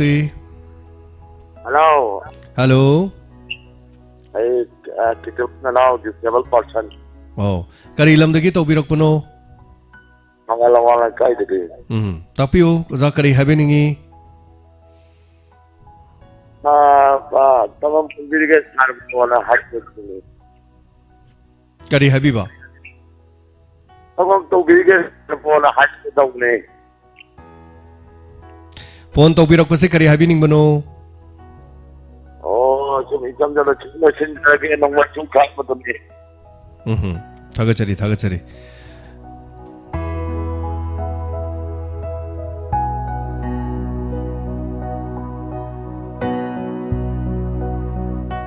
Hello. Mingalai phone IBC. ai Jaifrong maring degini tawjari se ming haibiu mikhurji tapiu kari wafam haibiningi hauzik ki moi gi angang singi parkha thabagi matang se aina khanjabadasu hoi angang singsu moisu online da yam kanna di honajaramgani adubu lairaba mayam amasu lairamgani moi gi khanbiraga pass mark khak yaudrabasu khara magi changchatta sifau piradi pass tawrani haiba khallaga aduga ahen baduna moi gi exam thajabado adu ekhoisu adum pamjai samna hairabada akhoi gi pura pass mark pidragasu pass mark si 30 ne na khalasi 30 si 20 mu piraga tara moktuna mokhoina honaraga pass mark tu yohon ba haitare ne hoi adu si ai pamjai amaramdi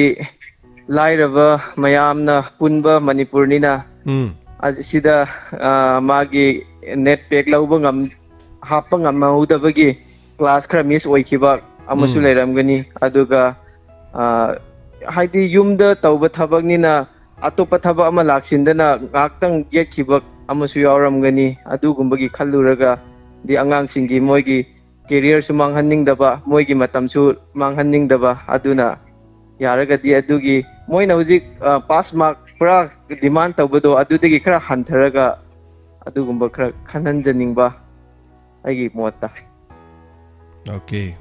nam nuaijai takpirakpa ojagi mocho dum phajai haitare so thank you so much torom saruga abirakpa segidama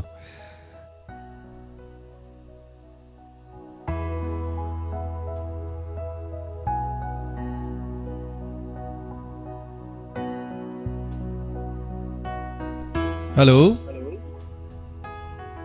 hello tapiu mingalai from habiu hello hello tazari mingalai from habiu ai bawo badu bawo jadagi samke so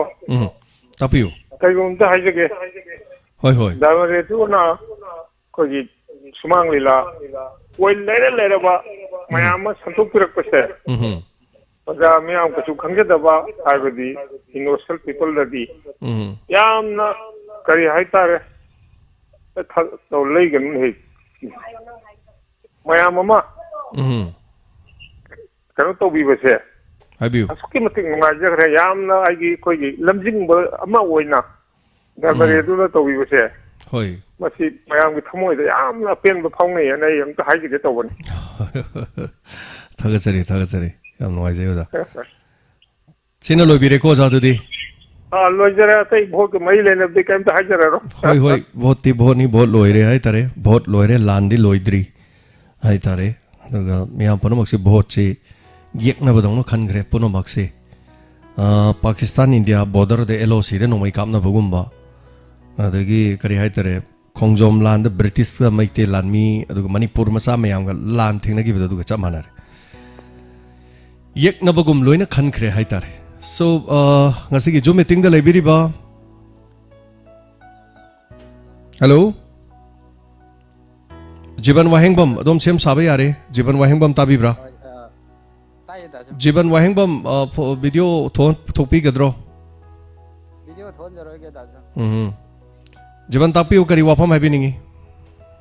aha mamakta da diamond ge sapuna mapu da james agasari bot se ada badi loagre hayeng se bot haidok kani hena kanna langna bi ada bot se haidok ko matam da khoi gi sinau da su don mana da ba mayam jawri aduna khoi gi bot ko matam da hoi lang da badi nga khilang ani so bot thada gi ba thadaram da su ngai ba gi su sa du sai hayeng karak ko su musa sa ni de wakan ngai ta mi su ni sa na kani aduna lang ma matam da khoi gi lai hori mi sing su yeng biraga yam kanna punglang lang da basina koi kuna maki apaba oigadara na haja ki tawada yam chume madugi wakhan do khanba ngam madu mi aseng bagi mi gi thamoi pan bai du jiban du ko kaisu nate yam seng na ha kan dai koi apaba tabak toksi taibang pan da koi lai si koi mi o chen la pam ta nate jiban thank you so much yam maru oiba wafam ni haibire wafam do aina zo mi am da dum aina haijakre अखोई पोलपदा अखोई राजनीति से अमरु ओए अखोई हिंगबदा राजनीति दरकार लई राजनीति सुन तौगदम ꯑꯩꯅ ꯊꯥꯖꯕ ꯑꯩꯅ ꯈꯟꯕ ꯃꯤ ꯑꯩꯅ ꯄꯥꯝꯕꯗꯨ ꯃꯥꯅ ꯈꯔ ꯐꯅꯤꯅ ꯃꯥꯅ ꯈꯔ ꯐꯩꯅꯥꯅ ꯈꯜꯂꯀꯥꯟꯗ ꯃꯥꯅ ꯂꯦꯞꯆꯕꯗꯨ ꯑꯩꯈꯣꯏꯅ ꯋꯥꯔꯧꯅꯤꯡꯉꯥꯏ ꯀꯔꯤꯝ ꯂꯩꯇꯦ ꯑꯗꯨ ꯏꯆꯤꯟ ꯏꯅꯥꯎ ꯄꯣꯛꯃꯤꯟꯅꯕꯗ ꯔꯥꯖꯅꯤꯇꯤ ꯃꯥꯟꯅꯗꯕ ꯌꯥꯎꯏ ꯑꯁꯤ ꯍꯥꯏꯕꯤꯔꯤꯗꯨ ꯌꯥꯝ ꯆꯨꯝꯃꯤ ꯑꯩ ꯏꯁꯥꯃꯛꯀꯤꯗ ꯊꯣꯛꯏꯅꯤ ꯑꯗꯣ ꯑꯩꯈꯣꯏ ꯀꯔꯤꯝ ꯍꯥꯏꯅꯗꯦ ꯑꯩꯈꯣꯏ ꯐ꯭ꯂꯦꯛ ꯌꯨꯡꯗꯦ ꯑꯩꯈꯣꯏ ꯀꯔꯤꯝ ꯇꯧꯗꯦ ꯑꯗꯣ ꯑꯩꯈꯣꯏ ꯚꯣꯠꯀꯤ ꯋꯥꯔꯤꯗꯤ ꯁꯥꯟꯅꯩ ꯍꯟꯗꯛꯁꯤ ꯁꯣꯝꯗ ꯁꯨꯃꯥꯏꯅ ꯇꯧꯔꯒ ꯁꯣꯝꯗ ꯁꯨꯃꯥꯏꯅ ꯇꯧꯔꯗꯤ ꯃꯥꯏꯁꯤ ꯐꯖꯗꯧ ꯃꯥꯜꯂꯤ ꯁꯣꯝꯒꯤꯗꯨꯅ ꯁꯣꯝ ꯁꯨꯃꯥꯏꯅ ꯇꯧꯔ ꯁꯨꯃꯥꯏꯅ ꯐꯖꯗꯧ ꯃꯥꯜꯂꯤ ꯑꯩꯈꯣꯏ ꯁꯨꯃꯥꯏꯅ ꯑꯗꯨꯝ ꯇꯦꯕꯜꯗ ꯐꯝꯃꯒ ꯑꯗꯨꯝ ꯋꯥꯔꯤ ꯁꯥꯟꯅꯩ ꯑꯩꯈꯣꯏ ꯏꯆꯤꯟ ꯏꯅꯥꯎ ꯚꯣꯠ ꯃꯥꯟꯅꯗꯦꯕ मागिसु माय अपामनी ऐसु ऐ अपामनी चप मानना मचिन मनाव पोकपुद निंगोलसे अमन अमु ओइबे यावबनी नुपान अमु ओइबे यावबनी मदुगिदमक्ता ऐ दोल मानदे न मबुंग मोपादन मचे मचन हे निंगोन चाकोरोइदो बनतेमी स्टेट कदाई वाइदनो अमखक हाइतारे तोंगान तोंगान मीसिंग से केनों खनखरे अदु मसी याम सेंग हरगदे ते मौ नते खरा मंगाल अदुम वाटनबगिनी नदे पुनमक्से अदुना हौजिकति लोइ हौग्रे ऑलरेडी फिनिश खनखरबनी हयेंग लाकदोरिदो अखोइगी नते हाइया पोंतेबो अदुनि जबन अइना हाइजबदो नखोइ केंद्र के एमएलए कनानो हाइकांदा मा हाइदोरिमने कारिदु नत्रो अइना पिगिरा पिरोइरा कारिदु दुम हाइदोरिमने अखोइगी केंद्र हाइदोइने so thank you so much थागचरी ओजा शोभा चंद्र हाइबियो सर ngसागी मखादुगी तापोइन ओजा शोभा चंद्र आई केनोम ताइजगे फोन दु चिंदु खितंग लैपटॉप पिरो ओजाना कन्न कन्न हाइबदो अदुना कन्न फोन दु फुबदुदा मपादु चप चप न लेपे खितंग तपना हाइबिरो ओजाई फोन जे हम हौई चिंदगी खितंग लैपटॉप पिरो ओजा मरी मरी हाइबिरक्से ओजा इखोइगी लेपा लेपा आबी जे सेल पबिसदा आइना थमजनिंगबा वापमना इखोइगी मेते ओजा शोभा चंद्र यादरे फोन से ताबा ओजागी से अखोगी कनोदो कन्न कन्न फुरबा हाइतारे गोजा नन मयाम सि ताबम खंगद्रे ओजा खितंग जाबिरब्रसा खितंग तपना अमता हाइरगम ते येंबियो वाहिदो होय सा के लैपटॉप पिरो फोन दो चिंदो के लैपटॉप पिरो तंगलेपाकी चीज लोइबा इमा सिंगोइबा सिंगसी मफम दाइना खितंग थमजनिंगबा वाफम अमता हाइजगे तौबनी सा हाइबियो हाइबियो अखोइगी निंगो लोइबिसिंग ओइरिङै मतमददि अखोइगी फने खोइगा सेलमगसु मौगी सिंग चंखिब तारगदि अखोइगी फने खोइथक सेपीबा अखोइगी फने चिंखलगा सेपीबा से अखोइ इरमदम कंगलेपा सिगिदि ममाङै महरोन्दगी चनरप्रायना खजबसा अदुबो हुजिकी चनबी म ओइखिबना मरम ओइरगा मौसु खंगद्रे लेसाबीसु खंगद्रे अखोइगी फने खोइखा सेलगा लोइना लेर खुलक बाजार नुजार लोइन मफम खुदिमक्ता देव कर्म अमा चलगसु मौसिंसिना लोइन फने खुगा सेलग चतप मसी खितंग येंगबदा नुंगाइजदि इरमदम इचे इचे लोइबा अनि मा इबे लोइबसिंगना मसी खितंग खंथाबिरे हरगा कोइ इरमदम कंगले पाक्सिबो अमुतंग कलौनबा निंगोन सिंगसिबो अमुतंग मयाम हुजिकसि अखोइ नुपी ओइबि सिंगसि जामना अवांगबा थाक्ता पलाइबनि अदुबु कोइ इरमदमगिसु मैते चनु सिंगसे अमुतंग मसक थोकबा अमतंग हिंजनिंगदना तौजरपने सा थैंक यू याम नुंगाइरे ओजा शोभा चंद्र अदोंगी वाखलोन मथंगी कॉलर दमो खुदोंग चाबा पिजरी नसिगी थरमसिगी मिनट 8 कुंबा लेजरी मथंग मथंग hello hello sir sir afternoon sir I Bishenpur sir पसंदनी सर तराम नुकचरे हाइबियो सर कोई सर ममांग दा कोई होजुजिक ngarang thokhiba koi chhatra jingni oiba yamna nungai tabai koi lamdam jida inong noba crime hai tare sumba yama ma tholok pase koi chhatra ma oina hai khai tare koi lamdam jida chhatra anung kayama koi yum da karida yama koi le lekon lak tamba kan dok jidra gaso anu sumba gi taraga yam nungai taba aduna koina machira thamjaning ba wafam khakti masinga sigai koi gi khanga hi ma yama lamdam jida koi gi leriba सिगी तोंगान तोंगान बा department section कयामा लेबसे मसी छात्र जिंगिबु कांगनबगि दंतन अदुना मसु मसे ममांग दसु खगी लरिबा छात्र जिंगजु हाइगिबा सिंगदो यामना मदु यामना हाबदि मखोगी जुस तुंगी पुंसी हाबसि तुंगी पुंसी युमिरेन जे छात्र हाबसि दगि lion ओरकदबनिना अदा मखोगी पुंसी जु कनबियु हाबदो मदु छात्र म ओइबगि मदु ममा मपादा नत्रगा मागी मचिमनाउदा madu magi akhang hai madu madu oinajabani haina akhoi wakhanda da mai khanjai tawbodabu maduda akhoi makhoi bu lana ado tongan bo wafam ama haitare moibu lana labjingbagi moong manbagumda akhoi phubi ba chaibi ba akhoi sumai tawbusidi akhoi iramdam yam toina thokpadi masimadi akhoi su tahoningdi adi satra moina su akhoi lariba mathak thongmajinda madu akhoi laik tamjirappa matamda su adu madu khara adum akhoi madu magi khara adum urakpa khara walpa haitare adu masung maju khara thadokpiba adumai torkan akhoi phaba khunai ama langna honabada akhoi yamna akhoi koksi moren haigada akhoi halamanjina akhoi moren si yamna darka lei akhoi lamja sajat haigada sum khara darka lei basi masi akhoi akhang haina khadang tana biraga sendu khagok piraga lamdamja phaba ungtang oina ba simri basida sugi mati lagu phaba oigani habo hamjin thamjani tawi adu hayengmak leiba sar mofam makana hayengmak ngasai sana habigiba hayengma haidoka doriba election jina ada miyamgi punsida ati akai thoningda ba kayama tholo madum ba yabagi madugi kumai harau ko madu kaitang madum je phadabiu aduga ngasi mak tholai base ngasi akhoi mi mari khalai jaba je akhoi election da paisa amda logya kide kanam da bot su kom su sanga kide logya kide aduna masumaina akhoi election gi matam da su lupam lobidana afabo candidate khanbiraga di kunahi afaba soina amadi uba phangani habadu sumu sa thank you sorry wafam da thamjani nguni sa thank you thagachari amnga jare dong wakhalon phongdok piba Diamond Radio ki YouTube live streaming phone the live streaming ID yauri ba sing se sida akhoi tongan ba haitare family se Diamond Radio da yaubi reba family se koi gi streamer haitare masi chahi manga suru ba yawi hojik te koi loina makari haitar ge bu imung manung amadong na mari thokna badong na loin tawre akhoi no matter is that Congress ra BJP ra Muslim la Maitai ra aduga Chingmi ra akhoi madu hangde akhoi hujikti 450 chang da haitare donors group ta mi yauraga lai donors yaudaba tongan diamond family in amalai masidai da a lots of radio tabiriba listener laikre masi akhoi rajniti amata thide rajniti amata hangde yum panba oirga su pale leisabi orga su leisabi oire pumna makse family ama oina lei aduna madom da leibanina masida leiriba mi singsida thok changa banda sakcharabro nang kari tauri nang na kai mai taure adu ada adu haina ba matam sida inau no ba ama khak changa kada mangonda yamna ngakpam khak thoi sikari no noi saide irang tongnari sibo noi wari sanari sikari no khangda ba yawi madu changbirak pa sing adu da hana leibiri ba singna ningthijana taramna ma basu koksan biraga fajana takna na bo oina honaminasi maraksida amuk akhoi keno sida yaudaba inau no ba nupa na nupi gi ID saraga changaga phone number longna na ba honaba duga kari hetare khudong chaba longna na ba tholok pasu madugi mayam me yawe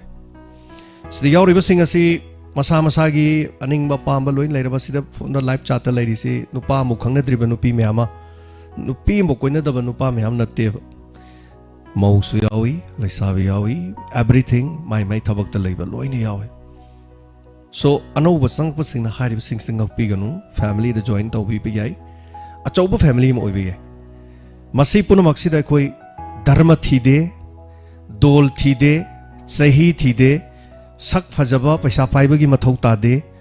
pomna makse thamoi sengba mama mapa na polok pada icham chamna mi ma oiraba mi gi wakhal ma khallaba aduga mi gi mateng pangning bagi wakhal ma khallaba yamba ya yam daba yai ko lupa tara orasu yai cham orasu yai aduga akhoi masen je wara akanda ai I wat len hai kanda ba ai gi damakte I pareng lep thole handak sumyam khangbiram gani ngano pim chamana magi mapa gi damak I pi harak da koi mi taret hena I pi gi so adom na family di yaw matam adom gi hayeng blood group ama wala ku matam da adom wani ngai leite adom gi sangga panga mayam leram yai ko vote ki tinabagi lekai da saksana bagi mi phu bagi kan bagi net bagi kaw bagi mayam le biram yai ko I group ti mayam leramoi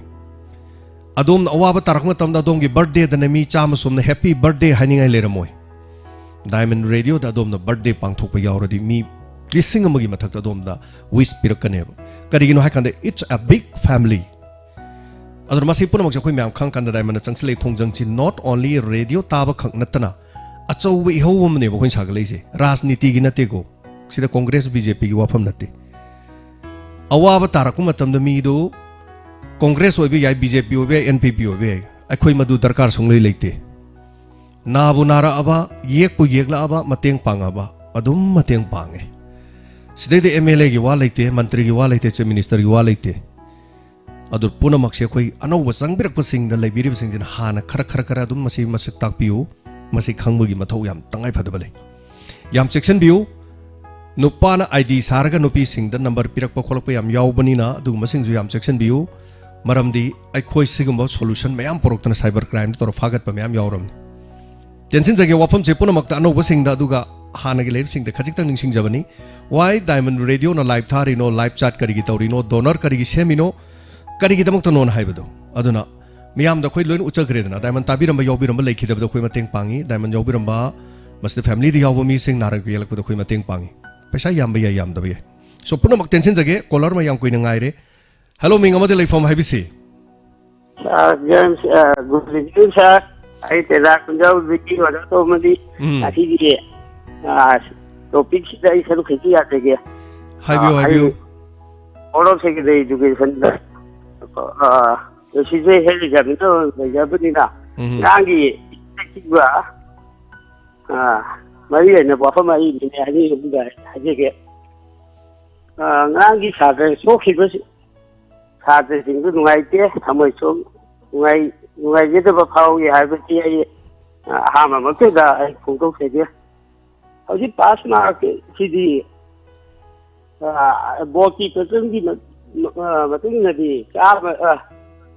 मफूदा कुनमा internet होइने school दु पीरबनेबा school दु लौगदबनेबा लौबदना board खंगदेबा अनांगी school की ओजासिंगना मखोई अगांसिंगी पैसा मचा म तौबिरगा online दा तौगेगा कैदो bogie सीजे exam अमा तौबिरगा मासो content होइना पिक्चरगा तौबुदि खंगे अदु अदुम तौगिबने अदु मो स्ट्राइक तौबगी खैदोगा तौनिया लेते पीरे लेरबनेबा बोर्डना अदु सुमाइना कोसेम न पिरमनेबा अदुगा मखा दाबा मो इंटरनेट एक्सेस ने आइना हाजेसिदा उनगी मनुंगा निपान फंगदौबा अदिगे मो सेमोरिबा आईपी दुगी मनुंगना कुन फंगदबा यादबा अदुगुम्बा बोर्डकी मदुदी मतम दुगी ओबीटी लेरासी फदोरबना नॉर्मल एग्जामिनेशन पांथोकनी हिंजिरगना मो ऑनलाइन दा तौको या हाकुमगी स्टाइल जो तौबा याय अदुगा अखोय अगांसिंगजिना सोंजेलगिजिना अखोय करै भावो दai तमकदगेबा इबा पाबा भावदे नि हति ट्वेल स्टूडेंट हो बोइना ऑनलाइन ला क्लास योगे अदगी लेताय दजु अखंग हे प्लेंटी बदगे खंग का हंगबा अदुगा मखोय सुलगी जिना आयोरे नुगाय तबजु खावगे बसी दबका अदु मतम की खिजन एडवांस होय ममद खंजये ओय ब्यागी होइना कनोदिगी रावखो कोसु दैत्री अदि बोर्डसिसु मिनिस्टर की बखादा एजुकेशन डिस्ट्रिक्ट बखादा अदि मोगी कमिटी सेमदुनी मोते हमगी या मखा तो कदुइने मकन थैंक यू थागचरी ओजा मतम सिनी यारक्तबनी नो जतो मथाना थागचरी हाना मतम अमदा हाय तारे मणिपुर की बोर्ड की examiner head of the department की लेबिरमे न ताकपीबो खोय ओजा हाना थागचरी ओजा जाना हाबिरु याम चुम वफम अमनी मरमदी मणिपुर खक्तन मदुगी क्लास 10 अमदी 12 खतंग मदु राइट अमा हाय तारे बिल अमा नत्रगा मदु जारी भय याब्रा हाइबो वफम अमा इंडिया की ओइना करी तवी हाइबा इंडिया की तोंगा तोंगा स्टेट सिंग द हारिबा फैसिलिटी से लोइना लेखरब्रा पुनमक सेंटर दगी हंदक्ति 10 अमदी 12 से स्माइन तौग्रो हरकपगुमगी लेब्रा मोर लेतबरा और तौदरगना करी तोहनबे यागे हाइबदु वखलोंदमा ओजाना खितंग शेयर तौबिरकपनि हाय तारे ngasi roi loiba call amatang lokho charga ngasi thorom se loisin jage hello oh hello ningalai phanga tapise ai singamai makha light hoi bi lek ta gini langgaban kendra haitare tapiu kari habini o sum ai nangai ta ba pon jong hok to da ba chat pra no sum yeng jera to ni pon chat pra yeng ude sathokre haitare ni oh adu kari kari habini balege hojik adongi wakhalonda thoina haningai di leite sum ta ban ai bagi ai sum to jera thank you thagachari am nungai jai call se sum chat pra yeng bude chat khibani masagi oba pungning gi oba wafam dudi fongdoni ai thodok pa leite haidana so tapire am nungai jai thorom sidama mapung phan biba hello diamond radio ne habi oming galai fong habi se aroi ba caller habi sar ai mirang themong bi thoi chami tapiu hayeng je bo haidok pun mi oi dana mase ai gi mota akoi lang ba ko to kai do mayam harau bam na harau kini kapam na kap kani mase dai sida lila taw gani isai taw gani kai dana ma hojik habi ta jo hi ba hoi dai da sara ngasi je uira ba try taw jara pa je ngasi ka khang ba je am harau je ba ita hoi kaso kai de ado mate mari lai na ba sing na masibu haipet thingbi khoti ba kai do ba se dai mane dio dai gi kitang ai ba ya ga dra khana chai na ba kai do ba se am pam ja da hai ta yes khana chai na ba tholokani khudong cha da ba tholokani hai ba gi mi pai bi ba duni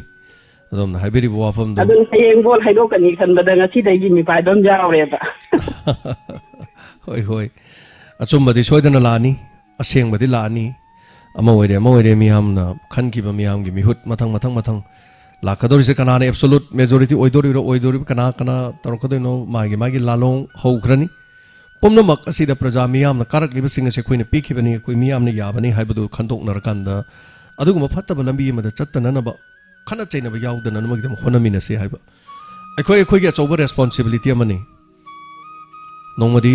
soidana do mittagi pita ganeba adom mittagi pita da banumit yauroi hainari bani awabadi masing khangdeba nungai badi masing khara khaktani aduna awaba machang aktani haitare ado khoi gi oina so aisu lila roi amani aisu artist amani dana hayeng khoi lila lo dev kai gi no haikanda hayeng de khoi lila amta logum siko na khoi lep nei maramdi madu lila lo ru matamda ai khoi na amagi ne na nungai ba phongdok podo kairo le kai du da khara mana mathamoi du chakna leigane madu migi thamoi du adu kamna nungai ta ba pi ba thabak tu da khoi yaw ba hona de da adoradi nungai ba du na phongdok cha sanu hoi khara ma khoi mafam amada samna harbada MLA kara abadu mai mung du ga mayam lang dana cha party ma taw duna khotar khara lang ba lei pareng hok pa du na khara dum cham na leire ko madu da gi hen ma ka hena haitar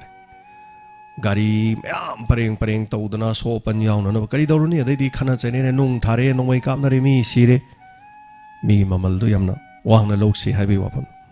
thagachari thank you so much mayam puna masi wapam ji aning de tu ba khoi na haibani apon de diamond radio da hai gre hayeng khoi to si na kana so haina do leiti adom adong gi thamoi gi adom adong ya pa mani adong gi ning thongni adom adubu apabada puna ma khoi chamina si haiba wakhalon de ngasa gi de mokta de pungning gi warol matang asilo sinjare hanana thagachari tengbang birakpa mioi sing asi gi oina khara leijabani lakshman khangabok tegi lupa changa pibiram ba pabung hanana thagachari atopa mioi khara su mateng pangbiram balai adubu maming lauthopirunu haidana tapirei ming lauthokjararoi hana thagachari aduga atai walahub sing hayeng amuk soidana lauthokjaragi section na koi leminarasi laina so masing farak labanina sidagi de adumak masana kumai harau so dum lakcharani hayeng gi oina di adom adongi mirep na mai pak labasu adom adom na thadagi bana mai pak labasu migi mapung na danaba ekoi puno hona minase landam masida puni hingmina bani irei sa ngaktani irei kai sigi mi ngaktani ekoi atopa mafam da siminasi irei pa ki damok siminasi bot ki damai khoi simina kumsi bot ki damai khoi khana gumsi adugi saruk nungai ba harau ba mipung khudimak ta haitare athum mahau kari no sa ba thakpa yabu oini yen biro jingaire lambi da thengnarasu haima leima piraga nungai be hek phongdok pa aduga karino ising gilas ama thakmina ba dugum badi kaisu kaiba leite dan ekoi na mai pa e taram no umina siko hana khoi oidrasu handak te de khoi oirasiko gaina smaina nungsina na chalaga loiri sibu kari kai gi thagachari hana mayam panama ngasi gidang tadi matang ngasi loisinjare ahian basing kaktat piu awat basing apchan piu maka tabat thorom sing matang amuk tamina se pungning gi warol gidang tadi matang ngasi loisinjare ngasagi inspector tayai soidana maka dubak leizaki gani ngamlabadi crime update ngarang sanduk chakhi tahudaba sing na tabiu loina na miyam ne hena support to bidabadi maka dama khona jarake punamapu khurum jari